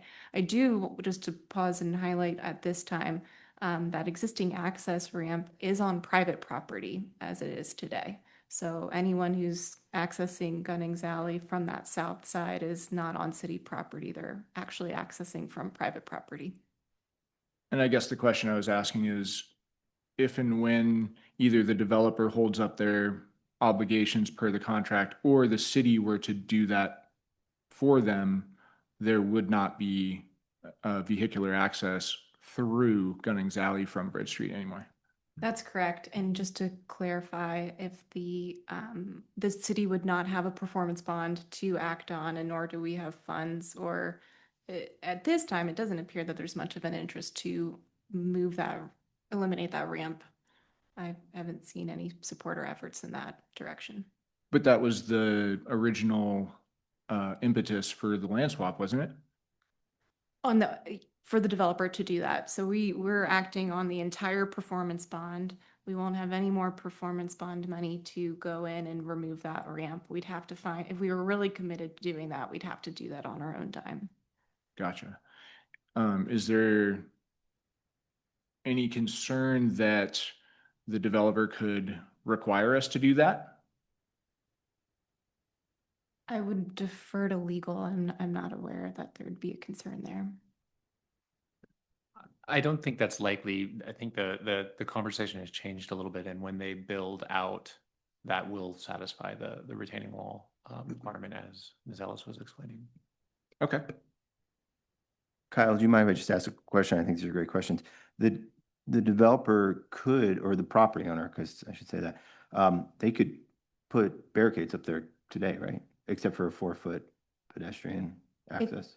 It does serve as private property. I do believe that we have, before they are actually going to remove that ramp, they have a couple improvements that they need to make, including moving a hydrant. So they would have to provide fire access today. Can I ask a question? Sure, Pam. In the middle of your Yeah, question? no, that's please? done. Go ahead. That's the land that was traded from the city. So you're saying it's the private, that's Bridge Street, what they got in the trade, right? Blocking off that access where the bike path was, the bike route. Can you go back to the red, Holly? I think that'll be clear to show what they got and what we got. So the red is the project where we are have a contractor engaged to build a sidewalk. And then on the right, that trapezoid shape is private property. And that's what was traded Private for that property. red area. Right, it's Bridge Streets was the city. So we traded the parcel that Okay, figure on that's the what I- right for the red. That's what I I just want everyone to wanna really make sure. understand this because. Mr. Mayor, Yeah, we still retained a right of way, correct? Even though that property was traded, there was still a right of way. Until there's improvements, the developer is on they're required to move a hydrant, and until the time that they've done these proper improvements, there is access. And for clarity, there's a 4-foot pedestrian access on the south end of that property that's open to the public. So that's maybe where the confusion might be. No confusion. I just want to make sure that that was stated outright so Fair enough. people don't think the barricades go up and there's still a permanent right of way access across that piece of property, even though it was traded for the sidewalk. Yeah, that's correct. I think just Okay, I just want the public to understand that. I understand it, but it's very confusing. There's a lot of moving pieces to this puzzle. Deb, just for my clarity, you're talking about the frontage right away? So the sidewalk could continue to the pedestrian bridge? Or are you talking the access down the ramp into Gunnings Alley? Down the ramp into Gunnings Alley. That's what I was asking. so that vehicular access is not necessarily going to be open to the public. No, but the way I understood it is there would always be pedestrian access going the same direction as Sand Creek. Correct. To We may get have to we may have Gunnings build Alley. Stairs, I'll defer. Ladder. Well, or right, I stairs. mean, there's an access. I didn't say it was functional or usable, but it does exist and it's permanent. Yes, Correct. 4 feet, I believe. it's an easement. Would It's been be. recorded. Mhm. Mr. Mayor, Joe, just gonna jump in here, get my feet wet. yeah, go for it. Back to the slide that discusses developer's obligation, if you don't mind. And it says in here, I know this isn't like the legal contract, but it says this contract allows the city to basically build this wall. I'm confused, and I'm sure a lot of the community is also confused. Why do we have to agree to this? Why is there another land use agreement now to get on private property? And why wasn't that? I know you didn't write this, and this predates a lot of people, but you know, yeah, does that make sense? It's a great question there, and there's two pieces to it. Thank you. I'm going to go back to a slide for a visual. The first reason it's just good practice. I don't know that we would technically need this land use agreement to have our contractor access their property. We discussed it with legal, and it was implied under the previous agreement, but it's certainly it's a good tool, and it's just better backup for the city to have. It protects us. The other thing it does is the developer appreciates it. It gave the opportunity for their contractor or our contractor to be added as with them as the additional insured. It also, the last piece I want to get to in here, it provided an opportunity for the city to commit to preserving vehicular access between First Avenue and Gunnings Alley. So that's an important piece to this land use agreement. It's maybe a little atypical. Today, Gunnings Alley provides vehicular access and parking for many residents and visitors in Sandpoint. It is actively to access Gunnings Alley, you're on private property and you're in a public space.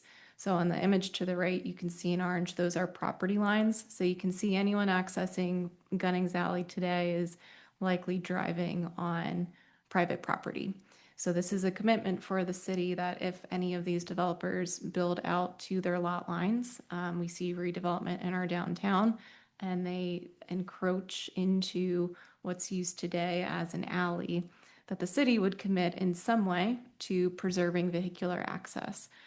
We have an interest in that as a city. We provide fire service, and we have fire truck access that we currently and would like to continue to provide on the backs of these properties. So that's the purpose of that land use agreement.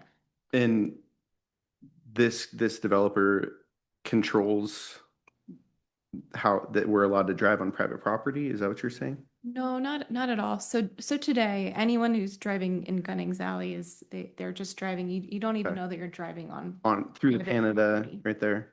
Okay, so I guess. So there's this developer owns one parcel on the very south end, For sure. nothing to the north. He's just in the land use agreement wanted the city's committing that because this developer will close off access from the south one day, that means the city is committed to preserving vehicular access from the north.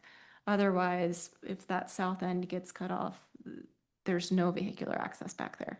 And Joe, if you don't mind, I'll give you the Reader's Digest version because I talked to the developer. I understand. I think what I'm kind of getting to is that, like, we could be building the sidewalk, but we're kind of bowing down to the developer again for another agreement to allow him to have access through the Canada route.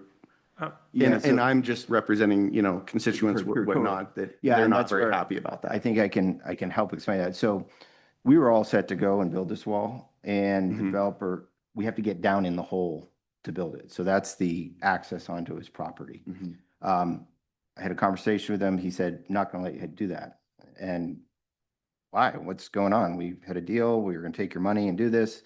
He said, well, when I traded that land, I saw this plan for Farman's Landing and Gunnings Alley to be this big master plan thing with stormwater and docks and other things. And I thought I was always going to be able to have a driveway down there.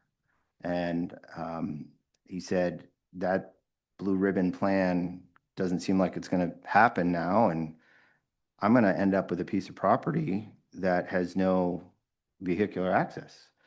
And I said, well, technically your property has vehicular access. And Holly, do you have a cursor? Can you put the cursor right by the pedestrian, the 14 feet? So the developer made a mistake. Yeah, well, the quote was, I thought a handshake deal was a real thing in Idaho or something to that effect. But yeah, so he does, if Holly can put her cursor up see where the pedestrian ramp, that is about a 14-foot piece of asphalt that comes all the way down. It's wider in part. That's technically vehicular access. So in this revised agreement, to try to come to a consensus, say, listen, we can have our attorneys put something together that says, we'll maintain that. Now, it's not just for him or that property owner. It would be available to all public members to drive or park on the way it's configured today.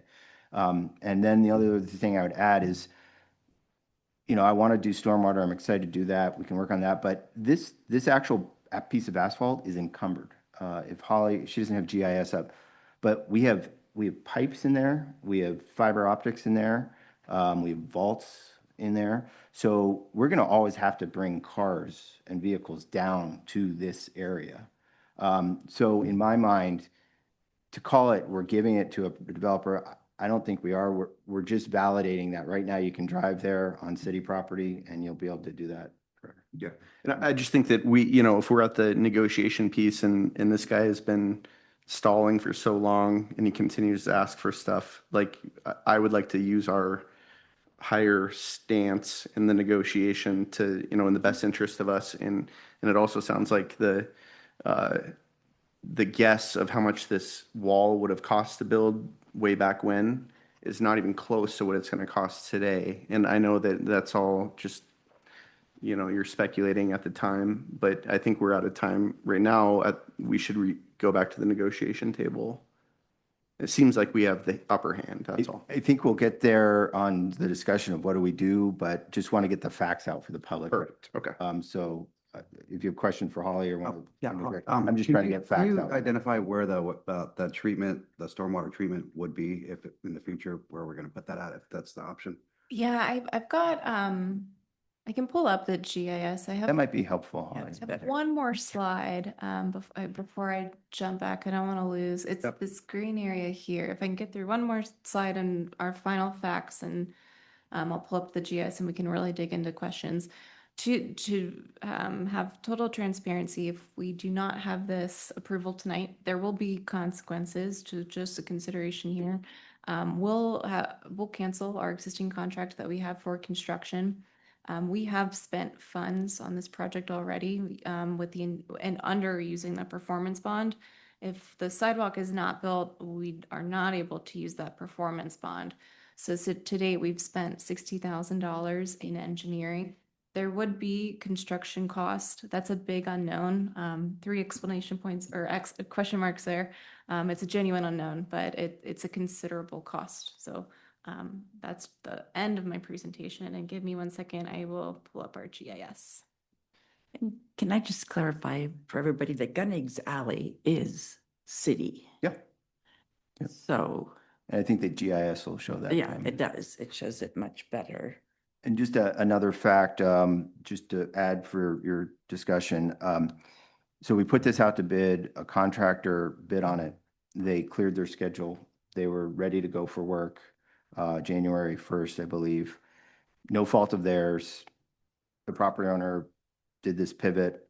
We tried to negotiate, but this contractor has cleared their schedule and likely they'll be able to charge us.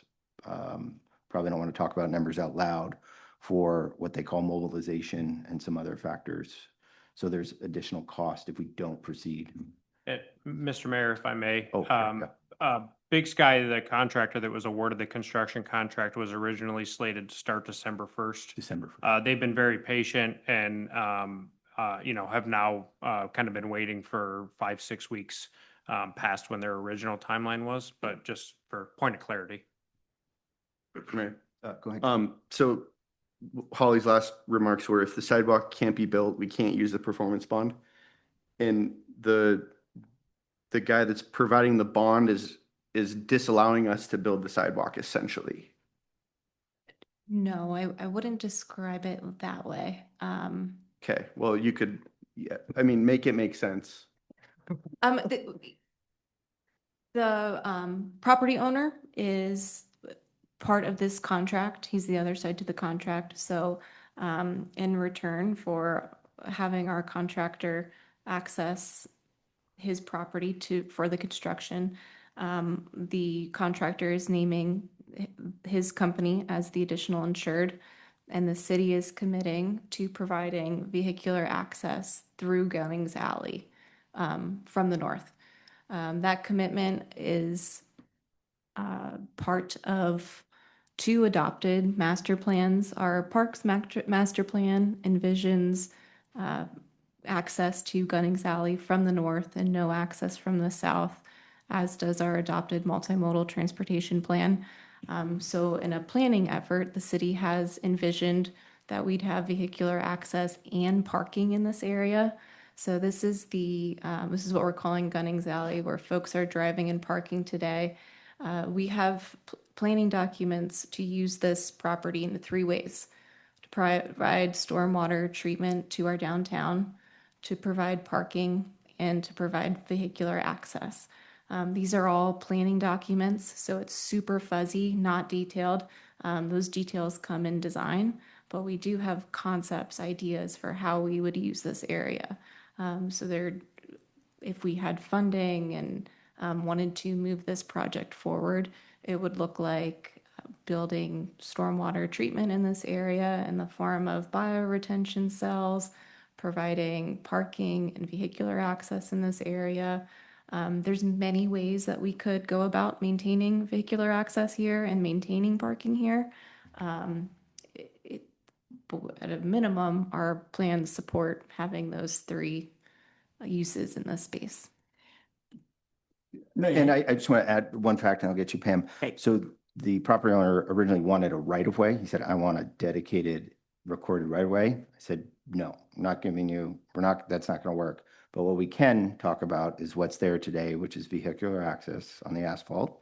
And technically that will remain as vehicular access. So the developer didn't get what he wanted, which was a dedicated right of way for his property on this portion, but a watered down vehicular access. I thought Let's jump that's, to- I'm sorry, I thought that's what the discussion was, a commitment for right-of-way on that. How would that developer use that parking lot as access to his property with an underground garage. There's no room for that. So. He would have to have a two-way. Yeah, I think just to clarify your question, as the agreement is crafted today, it says we'll maintain vehicular access. So most vehicles are less than 14 feet wide. The narrowest point of that is right at the walkway to the right where the arrow is. Right. And you can get a vehicle all the way down to his property. From there, all the way down, you can get a vehicle. Behind all the cars Yep. parked. Yep. But not in and out for Well, parking garage. Mr. Mayor, Mayor. go ahead. Can I try to clarify? So this is in the materials that are attached on the website, but it's section 5.7 of the Right. proposed I agreement. read 5 points. And it contemplates the city agrees to maintain public vehicular and pedestrian access over the existing paved portion of Farman's Landing as it currently exists. The city shall not close, obstruct, or eliminate such public access without providing alternative reasonable public vehicular and pedestrian access over Farman's Landing parcel. And just for clarity, it is where those cars are parked. So that parking is the city's public access. So that wouldn't, it's not official parking right now. It's just a paved area where the cars are parked. But that is the area that we are committing that should you guys agree to this agreement, Right, but then be committing that it just remains as public access. That's the extent of the agreement, just for clarity. those cars can't park there then. No. Right. Well, there's nothing that prohibits them. And isn't that part of Jason's parking plan, those parking spots? I believe it is. It is, yeah.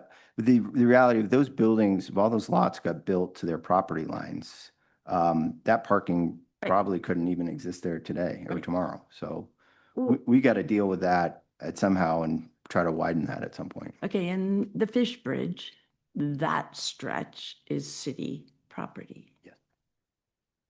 Okay, so that's city's access, city access, But city property. that doesn't get you, that's only 4 feet wide. Right, that's what I'm saying. It doesn't get him what he wants. No, so he just wanted to validate that, and it was sort of a middle ground. Okay, there's asphalt there, there's access there today. Sure, people are parking on it. It satisfied his need that he wasn't going to have a property that didn't have vehicle access. Mr. Mayor, Go ahead, Kyle. quick follow-up question on all of this. So let's say this property owner pulls a building permit tomorrow and says, okay, I want my vehicular access. Would those parking spots remain? I would argue that he has vehicular access. You can drive a vehicle left of those cars all the way to his parking, all the way to his property. Mr. Mayor, my understanding of the conversations was there was less concern with the developer on the south building, pulling their building permit, but for him, in the unknowns of what's happening to the north, it would be a scenario where someone to the north built and they had their building then extended all the way out to this area. Then we'd have a challenge getting vehicles in and out of here because we're restricted to about 14 to 15 feet. That is how wide our alleys are. Our alleys are 15 feet wide, so we'd have some functionality, but it would be more limited. If a developer came in and they were building out here, we would consider options on how we'd maintain this access. And there's nothing stopping any of these developers from building out to their property lines. And again, for life safety, we need to get fire trucks back here. So the city does have an interest in maintaining vehicular access back here. But it Mr. Mayor, sounds like, Go ahead, Kyle, sorry. it sounds like this agreement doesn't actually fix that problem. We should be, if we need fire trucks back there, we should be making an agreement with 0 Point, not with Bridge Street. It's a tool the city has, something that we could engage. Holly, didn't you tell me, I'm sorry, didn't I understand that in Gavin, if he's not sleeping or trying to, I see you're awake, you can get down there now to get behind the Canada, right? Okay, you just can't come south. I think it depends on the time of day and whether there's cars parked there, or whether there's signs on the private property. I want to get to And Joel. building it, as far as the the developer building, getting machinery and stuff down there, there's no room with parking. That's parking. Yeah, That's city parking. that parking would, I mean, as it stands right now, we can get back there, but the parking stays, if they develop out and the parking, Right. that parking wouldn't be able to stay there. There's no way. Yeah, if 0 Point built, Right, you would have to eliminate that parking definitely, to get a fire truck back there. definitely. I want to get to Joel. He's been super Sorry, patient. I did not see that you were No. trying. I'm sorry. Mr. Mayor, it's similar to Kyle's point. Let's say we deny this agreement tonight, and all these buildings build out to their property line. We're still going to have to probably get rid of that parking, even if 0 Point never built to the end of it. We'd still have issues because of that ramp, which in theory we could move the access to that maybe to the north and have that. So I guess we have to ask the question, what are the trade-offs here that we're dealing with? We're still in the future possibly going to have issue, like these cars reverse, they're reversing on private property. Yep. I mean, that's a reality. We all know that. We've all probably done it. So I guess we have to ask ourselves, what are the trade-offs with moving forward with this? Even if we think the developer's not being a nice guy or however we feel about that, you know, why is he not just allowing access? But he's also a businessman, so he's trying to get what he can out of it. So we have to ask ourselves what benefits the city most moving forward. It's none of this parking is going to be figured out today. It's not going to be disappear right away, but at some point, even if it's part of Mr. Welker's parking plan, at some point it probably won't be. But I just think we need to move forward and figure out what are the trade-offs of moving forward. What do we lose? What do we gain? And not look at, is he trying to strong arm the city or not? Whether he's trying to or not, or he thinks he is not. The question is, what are we benefiting from this, or what are we losing from this? Yeah, Joel, I think those are good points. I've given a lot of thought to this. I personally believe that in the next 2 years, we can work together to come up with a plan, probably put some sheet piling, let's call it 8 feet closer to the creek in front of those parked cars, fill in, do some amazing stormwater, make that a little bit wider, more functional, make it a good community space. I think that's the ultimate solution. But to your point, what we gain is we know we have a very hazardous sidewalk there, very narrow, has a lot of people on it. And this is an opportunity to, I don't love it, but it's an opportunity to get that sidewalk at a proper length on Bridge Street and eliminate an unsafe or questionable sidewalk.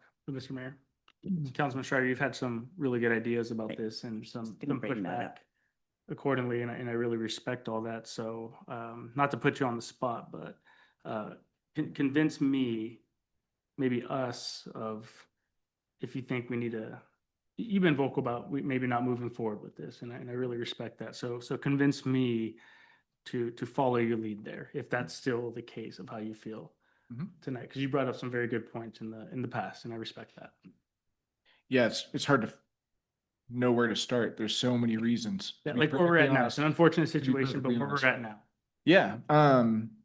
So we originally entered into an agreement with this developer to benefit our downtown. Has that happened?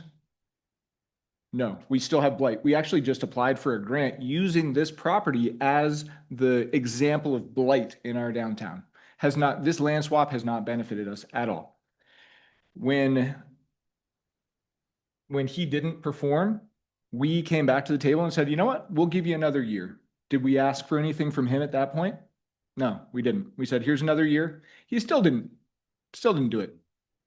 And so now, when we're finally sick of waiting and we're going to spend our money, including taxpayer dollars, to do the work that he agreed to do in exchange for this land, now he's saying, no, you have to give me more in order to do the work that I agreed to do.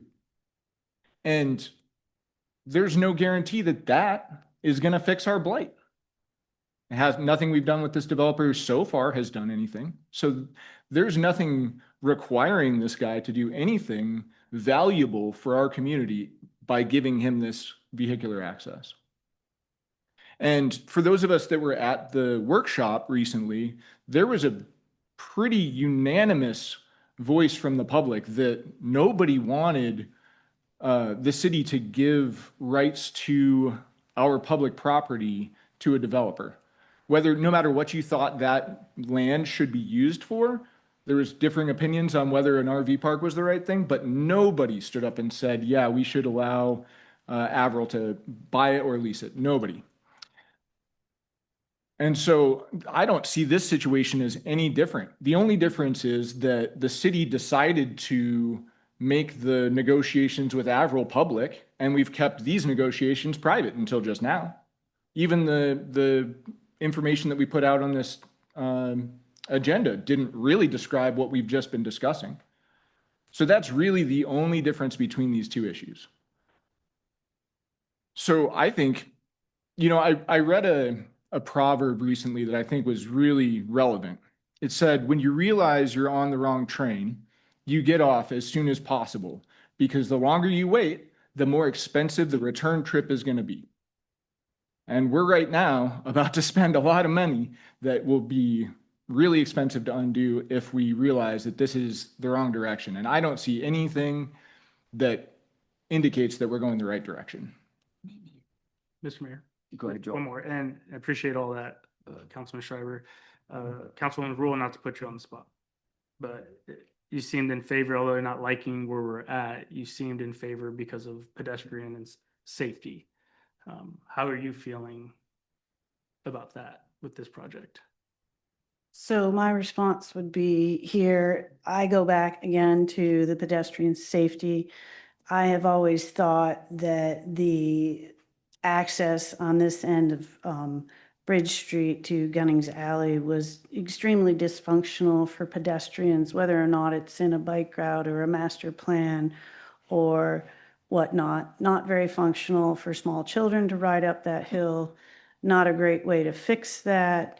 An extremely large amount of money if you were actually able to build a ADA accessible ramp that bikes could ride to get up there. You'd be taking up a significant majority of that property at, I think it's approximately 12 inches per, I don't know, it's a 1-to-10 ratio that you have to use for ADA ramps. The last I looked that up. So we need access for fire back there. We're always going to need access for fire to keep those buildings safe, no matter what their purpose is. So that's a big concern that I don't feel like is really being mentioned a lot. We also have infrastructure in there, so we're always going to need to manage our infrastructure. So I see this more about what the city has, what the city's maintaining. And then the final piece of that would be that we've already spent $60,000 in the engineering costs. I'm sure, I mean, I can't imagine what we're on the hook for, you know, for the numbers of delaying a project for over 5 weeks when it's a, you know, I'm not sure what the timeline was for the project. We could do a bunch of calculations. We don't need to throw numbers out there. It's not going to be $10. It's going to be multiple thousands of dollars, I think, that we're going to be hit if we cancel this project. Part of our responsibility on the dais is to take care of the taxpayers' money. And I feel like that's not doing a good job of taking care of the taxpayers' money. And then that takes me back to taking care of our residents. Bridge Street in the Summers disaster, I go back to the safety of our people and small kids there. So it's not perfect. I can see Kyle's points. I appreciate his perspective of looking at that. But nothing's going to change. Nothing in that pavement or those buildings may change for 20 years. So we're kind of living in the future about, oh, the parking's going away, everything's going away. There could be 5 more master plans before any of those buildings build fully out. So I think what we do need and what is more of a now in today's world, not living in the future, is a safe sidewalk next summer for kids to get to the beach on. Okay, Mr. Mayor, I'm almost on my thoughts. Go ahead, Joel. So what I'm trying to do is get away from emotional decisions of feelings of being screwed over by a developer or that type of sentiment. in what scenario do we have that that developer would not have access to that property, to his property? Which scenario would that be? Anybody? Reverse the trade? No, I'm talking from the north? From the north. From Like, Mr. Mayor, if I might, or Joel, ahead. just to answer that, if another private property owner builds out, Even if they all build out, Right. is there a scenario? we where don't that- have control over that. Yeah, but does that eliminate access to the current developer's property that's asking for this? No. No. No matter They're still what. 14 feet. Right. So whether we move forward with this or not, he's always going to have access to some degree to his property. Unless we did something very different with where those cars are parked right now, Right. like put grass there or something. Right. Okay. So that's what it validates. It just validates. Just want to clear that up. Just what scenario would that actually be? And would that benefit the city to replace that with grass? I don't think the fire chief would like that. Right. That's where I'm throwing it out there. I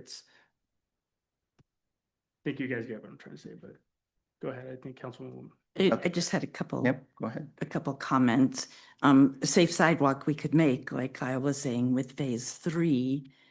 And Justin as well said we could bulb out a bit. We could make a safe sidewalk, I believe, without doing it using that property, using that developer at all. And if we did not, if we reversed the trade, that south access would be open. That would still be city property.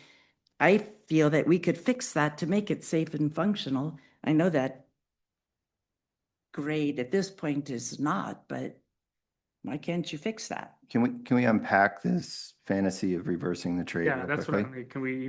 And maybe Zach or Fonda can, we have a contract, we've sold the land, he owns it. And then we also have an obligation to either make him do the building, the wall, or build it ourselves. So is there a clear guarantee that we can reverse this trade? No. So, I mean, the short answer is the really the only way to undo this land swap is to renegotiate. And so that's the realistic outcome for. So, and that's not impossible by any stretch of the imagination.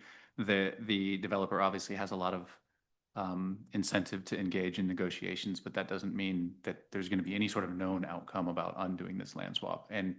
And just for clarity, when the original land swap agreement contemplated two things. One, perform the improvements yourself, and we assigned a value to those improvements, pay the money. And so he paid the money. And so since he didn't perform the improvements, the solution is to execute on the bond. And just Mr. Mayor, I have a question to that.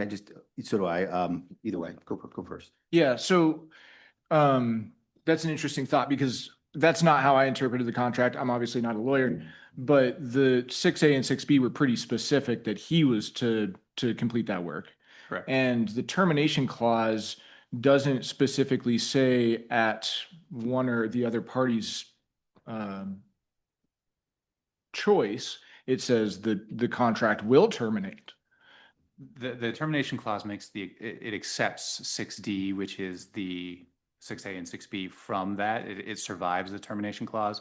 And so I don't think that, I'm not sure that the termination clause provides the city with a viable option to execute on, to undo the land swap through this agreement, because we provided an option B essentially, which was the bond.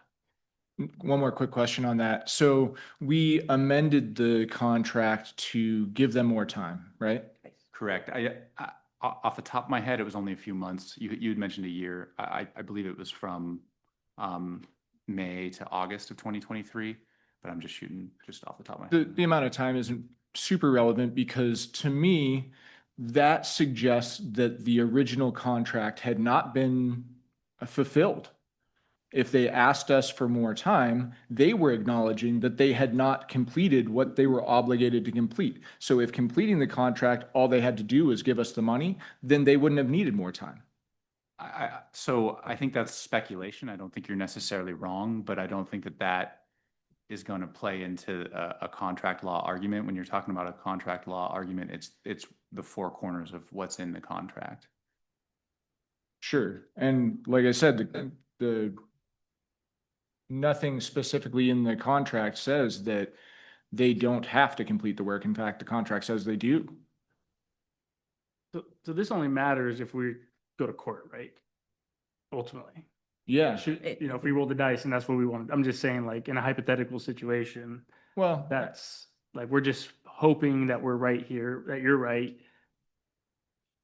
If the contract says that, Like, we can't go to him and say, hey, automatically look what the paper says, let's reverse this now. It'll be like, well, cool, you can talk to my lawyers. Like, I think part of the confusion is this isn't a service contract like somebody failed to perform. They didn't clean your carpet in a timely manner. This contract has property rights implications. There's no mechanism under this contract, absent mutual agreement by both parties, that we could force the developer to deed land back to the city and vice versa. So I think it's important to understand the rights and implications in a real property contract, which are different than you might see in a service contract. And so there is not a mechanism within this contract to unwind forcibly the land swap. that's great. Thank you for clarifying that. And Mr. Mayor? I'm sorry. I had go one ahead. more question on this. It was brought to my attention that, and I hate to put you guys on the spot, I should have reached out earlier with this, but under state statute 501401 gives the city council the power to sell, exchange real property which is underutilized or not used for public purposes. It's my stance that this is being used, has been used, was at the time of the land swap being used, and in as long as anyone can remember, it was being used for public purposes. So the statute you're looking at refers to surplusing essentially real property. That's not what this was. This land swap was designed as a trade for value.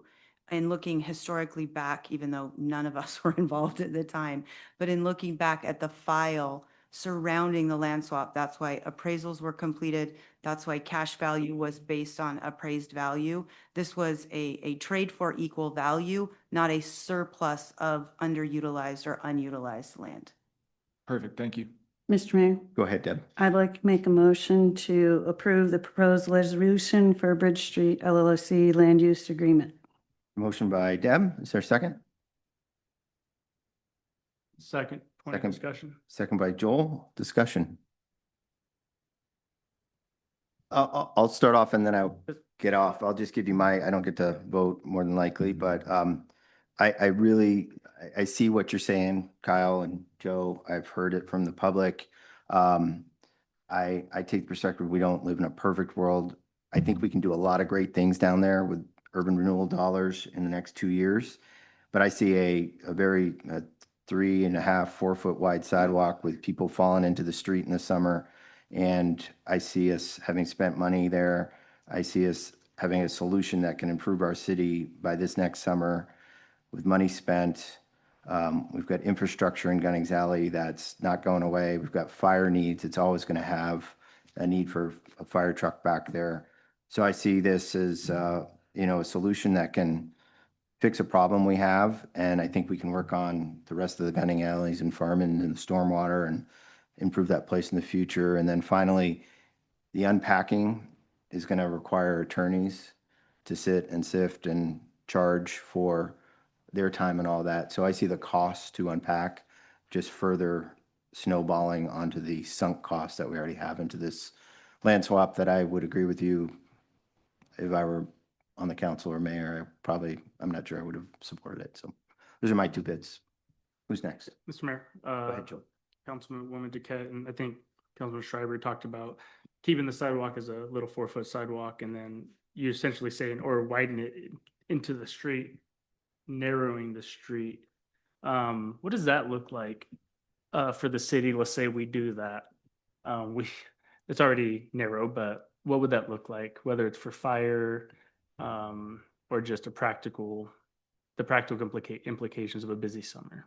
So the first step would be in getting an engineer's assessment, surveying, measuring that area. We've not done that to date. So this is all back of the napkin. We would not have room for dedicated bike lanes on Bridge Street, which is where we're trying to head and get to. We have trailers on Bridge Street, large vehicles. So you do need a wider corridor than maybe other areas in town, but it would start out with a heavy design effort. So it would start with engineering design. We'd go out to bid for construction. Very unlikely, and we'd have to find the funding. I guess. Does that cost money? Yeah. Okay. So getting an engineer on board costs money, and there's time involved. If we were to pursue that, we'd be looking at the following summer, likely, just from the time and the money finding scenarios. And you mentioned that we would not be able to use that bond money. Will we ever be able to use it? No, so the performance bond is for the work. So we have to use that money to perform the work. Without that performance bond, we'd have to use our city dollars for this effort. So the performance bond goes away. We couldn't use it Developer- for widening the sidewalk this way towards the street. No, we'd have to find different money for that. Okay. And the developer also provided $250,000 roughly for other improvements in farm-ins. So in addition to the performance bond going away, those farm-in improvements would also go away, that $250,000. Okay, thank you very much. I'm just saying, Go ahead, you're recognized. sorry, That's okay. and he nodded at me, sorry. We'll just try to keep it organized. So first names, but let's get recognized. You're fine. I still would like to renegotiate because you even said, he said, there's no good time to build. We've still got that hole. We have no guarantee that hole is going to be filled through all of this. Be there forever. You know, safe sidewalk with phase 3. Kyle's idea about using the phase 3 funding for that, you could put the sidewalk in with that, is what I thought we had talked about or had been brought up. I don't think he's negotiated in good faith at all. And who's to say that hole will ever be filled? If no time is a good time to build, and why not try to renegotiate the whole swap with Bridge LLC? Is that a question for council or just sort of your thoughts? My thought question, Mr. why Mayor. not? So if you mean I make a motion to renegotiate the contract? No. No, you have. No, you're the just- pending motion. Mr. Mayor, I have We're a just- question. We're discussing that motion. Go ahead, Joel. Councilwoman Duquette, do you think, and this is a conversation, not an argument, do you think that going to the drawing board of renegotiation, that if he's what we see as a demand of access to this, to the back, that do you think that he would ask for less or more in renegotiation, seeing that the fact that we're even going to negotiation shows us as, I'd say, the weaker hand here? Do you think that he would ask for less or more from us as a city to renegotiate a land swap? I don't think he would see us as a weaker hand. He's already asking for commitment in the future. To access that he'll probably always have. Right, but his plan would require more than just him, a 114-foot lane to get in there. If we say no commitment to access. Right. It would put him in a different position. He doesn't, in my opinion, he wouldn't have to build that Bridge Street model that he's got out there on the wall that nobody has seemed to appreciate. The community hasn't appreciated the land swap, it appears, from whenever it happened. And again, I think it's an issue of not bringing the public in, making sure they're aware of what's going on and getting input. They wanted to keep the land, the community wanted public access there, nice public access with stormwater. That's what I thought the whole plan was for that area to begin with. Again, like you said, I'm not an engineer either. I just don't see that there's good faith in this developer. So ultimately, Mr. Mayor, thank you for that. I don't believe Council, I don't believe going to the drawing board and asking for renegotiation is financially prudent as of now. And I believe the developer absolutely thinks he has the upper hand. Otherwise, we wouldn't be here tonight having this conversation. So I don't think that the ask is, I think it's the pushback is more of an emotional one than it is really given that access. He's not the only one that's going to be having access there. All those buildings are. I don't see, no matter which route we go, it's going to cost the city. Councilman Schreiber, you have brought up great arguments, and Already costing. I think it's a difficult path moving forward, but I don't believe going back to the drawing board, asking to renegotiate a land swap that's going to cost us more money as a city than either other path moving forward, even just plainly denying it or accepting it. That's just my personal opinion with legal cost. And that's no guarantee that we even get a land swap, and we might be back here at square one talking about sidewalks. So I know there's some people in the seats there just shaking their heads, they act like they know everything, and it's a lot easier to do that than to sit up here and have these conversations. So. Mr. Mayor, Go ahead, Deb. point of order, I'm going to call for the vote. Okay. I would. There'll be a Discussion time? Fine. No? I didn't get a chance. Per Robert's rules, anytime someone calls for a vote, that's what happens, so. If I recall correctly, and it's been a few months since we talked about this, every counselor gets an opportunity to say their piece. Discussion, right? So if we're sticking to Robert's Rules of Order by the book, Okay. then every counselor will have an opportunity to I speak. don't have my Robert's rules quick book. I thought if you called for the question, we had to vote on it, but Can take a small recess. okay, let's take a 1-minute recess.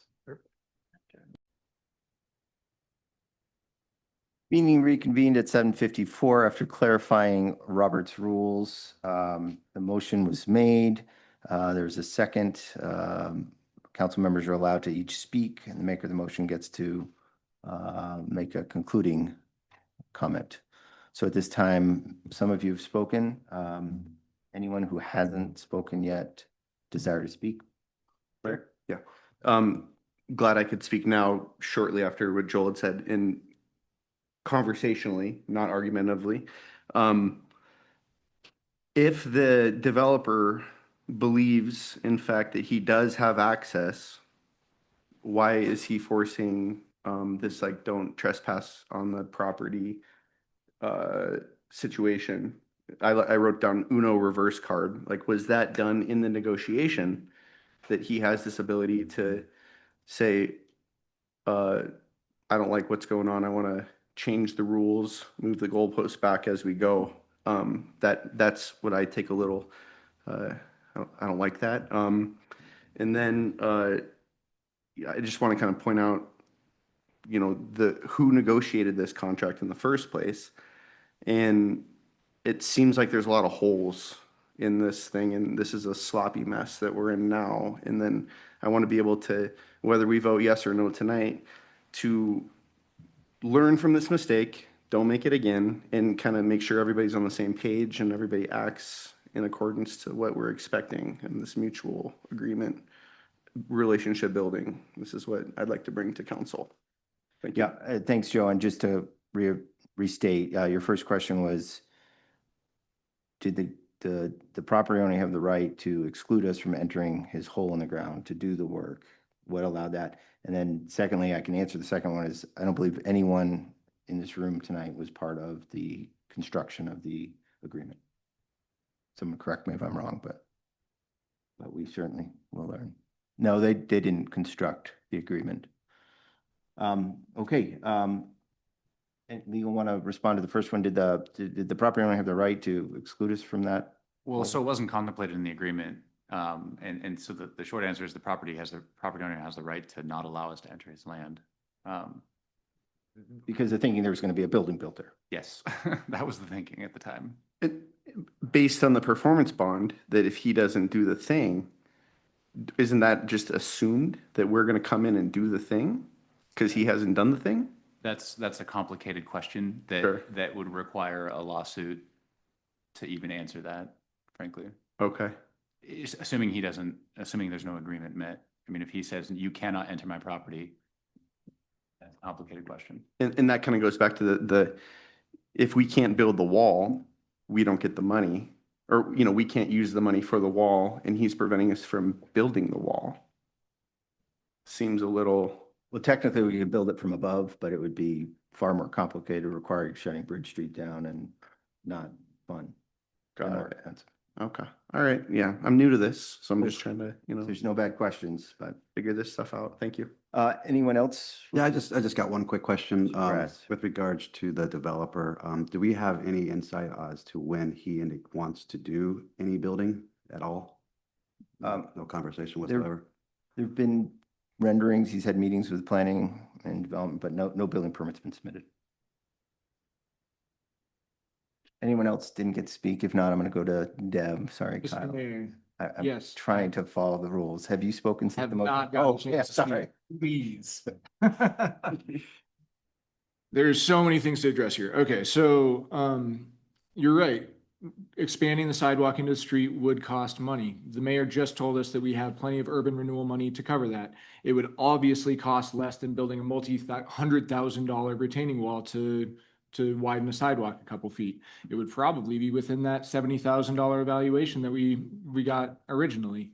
In terms of leverage over somebody else, this is the only leverage that we have. So if we approve this and guarantee access, do we have more or less leverage in the future? But I want to reel it back in because we're not talking about undoing the land swap tonight. We're talking about this one contract. And do we assign permanent vehicular access to that property? If we need to get fire trucks down there, it's our property. We can do that without signing this agreement. We don't need to let someone else tell us what we can do with our property. We can do with it.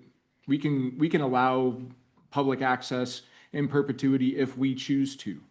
But if we sign this agreement tonight, that option is gone. Now that option, it belongs to someone else. So we can accomplish the sidewalk by next summer. It turns out we're doing a whole bunch of work right next door. It'll probably actually be pretty cheap to roll it in with the downtown revitalization. A lot less than $400,000 or whatever we're paying. If we do end up building the retaining wall in the future, we already have the engineering designs for it. Those don't go bad. We're not going to have to redo that engineering in the future if we decide to move forward with this in the future. So there's really no benefit to our constituents to approving this, and there's only downsides. Deb, you made the motion, you get to speak. I guess my final comment would be that that's not 100% accurate because if we cancel our contracts, we're going to be on the hook for, in my belief system, a pretty large sum of money for canceling that contract. I will agree with you that the engineering drawings could probably sit on the shelf for a certain amount of time and not spoil. But again, we'll be spending a lot more time not having a safe sidewalk going to City Beach. And I just see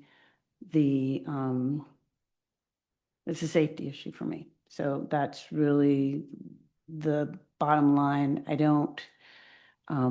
think the city's going to always choose, we're going to put stormwater infrastructure down in there eventually. The city's always going to choose and need to have vehicular access. So I don't feel like being bound to that is, we're not deeding any property for vehicular access. We're simply saying we're going to maintain that. So that would be the final thing. Again, in charge of the residents and the taxpayers' money. And I don't want to be the one that tells them it's how many ever thousands of dollars because we canceled a contract. Thanks, Deb.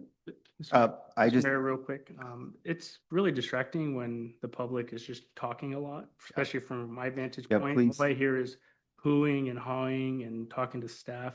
I will And it's try to really control that. distracting when I'm trying to listen to my fellow council members. I'm sorry about that, Joel. I will control that better. Thank you. Council, this is one of the most consequential votes that I've seen up here since I've been mayor. I just have one final question for staff before you vote, if you oblige. If this doesn't get approved and Big Sky Contracting comes up with a number for mobilization, deferral, and delay of work for their whole crew, where will those dollars come from? Not the bond, I assume. Our general fund. Thanks. All right, with that, roll call vote. What can, Mr. Mayor, what is the actual vote for, to approve? This is a vote to approve. Okay. And proceed as the council directed last fall. May I make a clarification?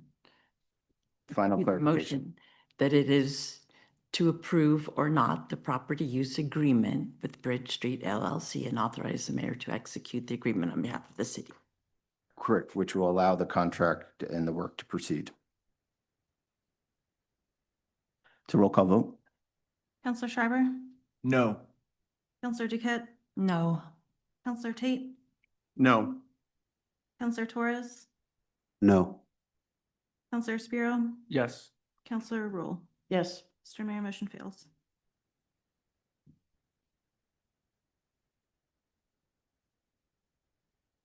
With the business on the agenda concluded, the meeting is now adjourned at 8:04 PM. Appreciate it.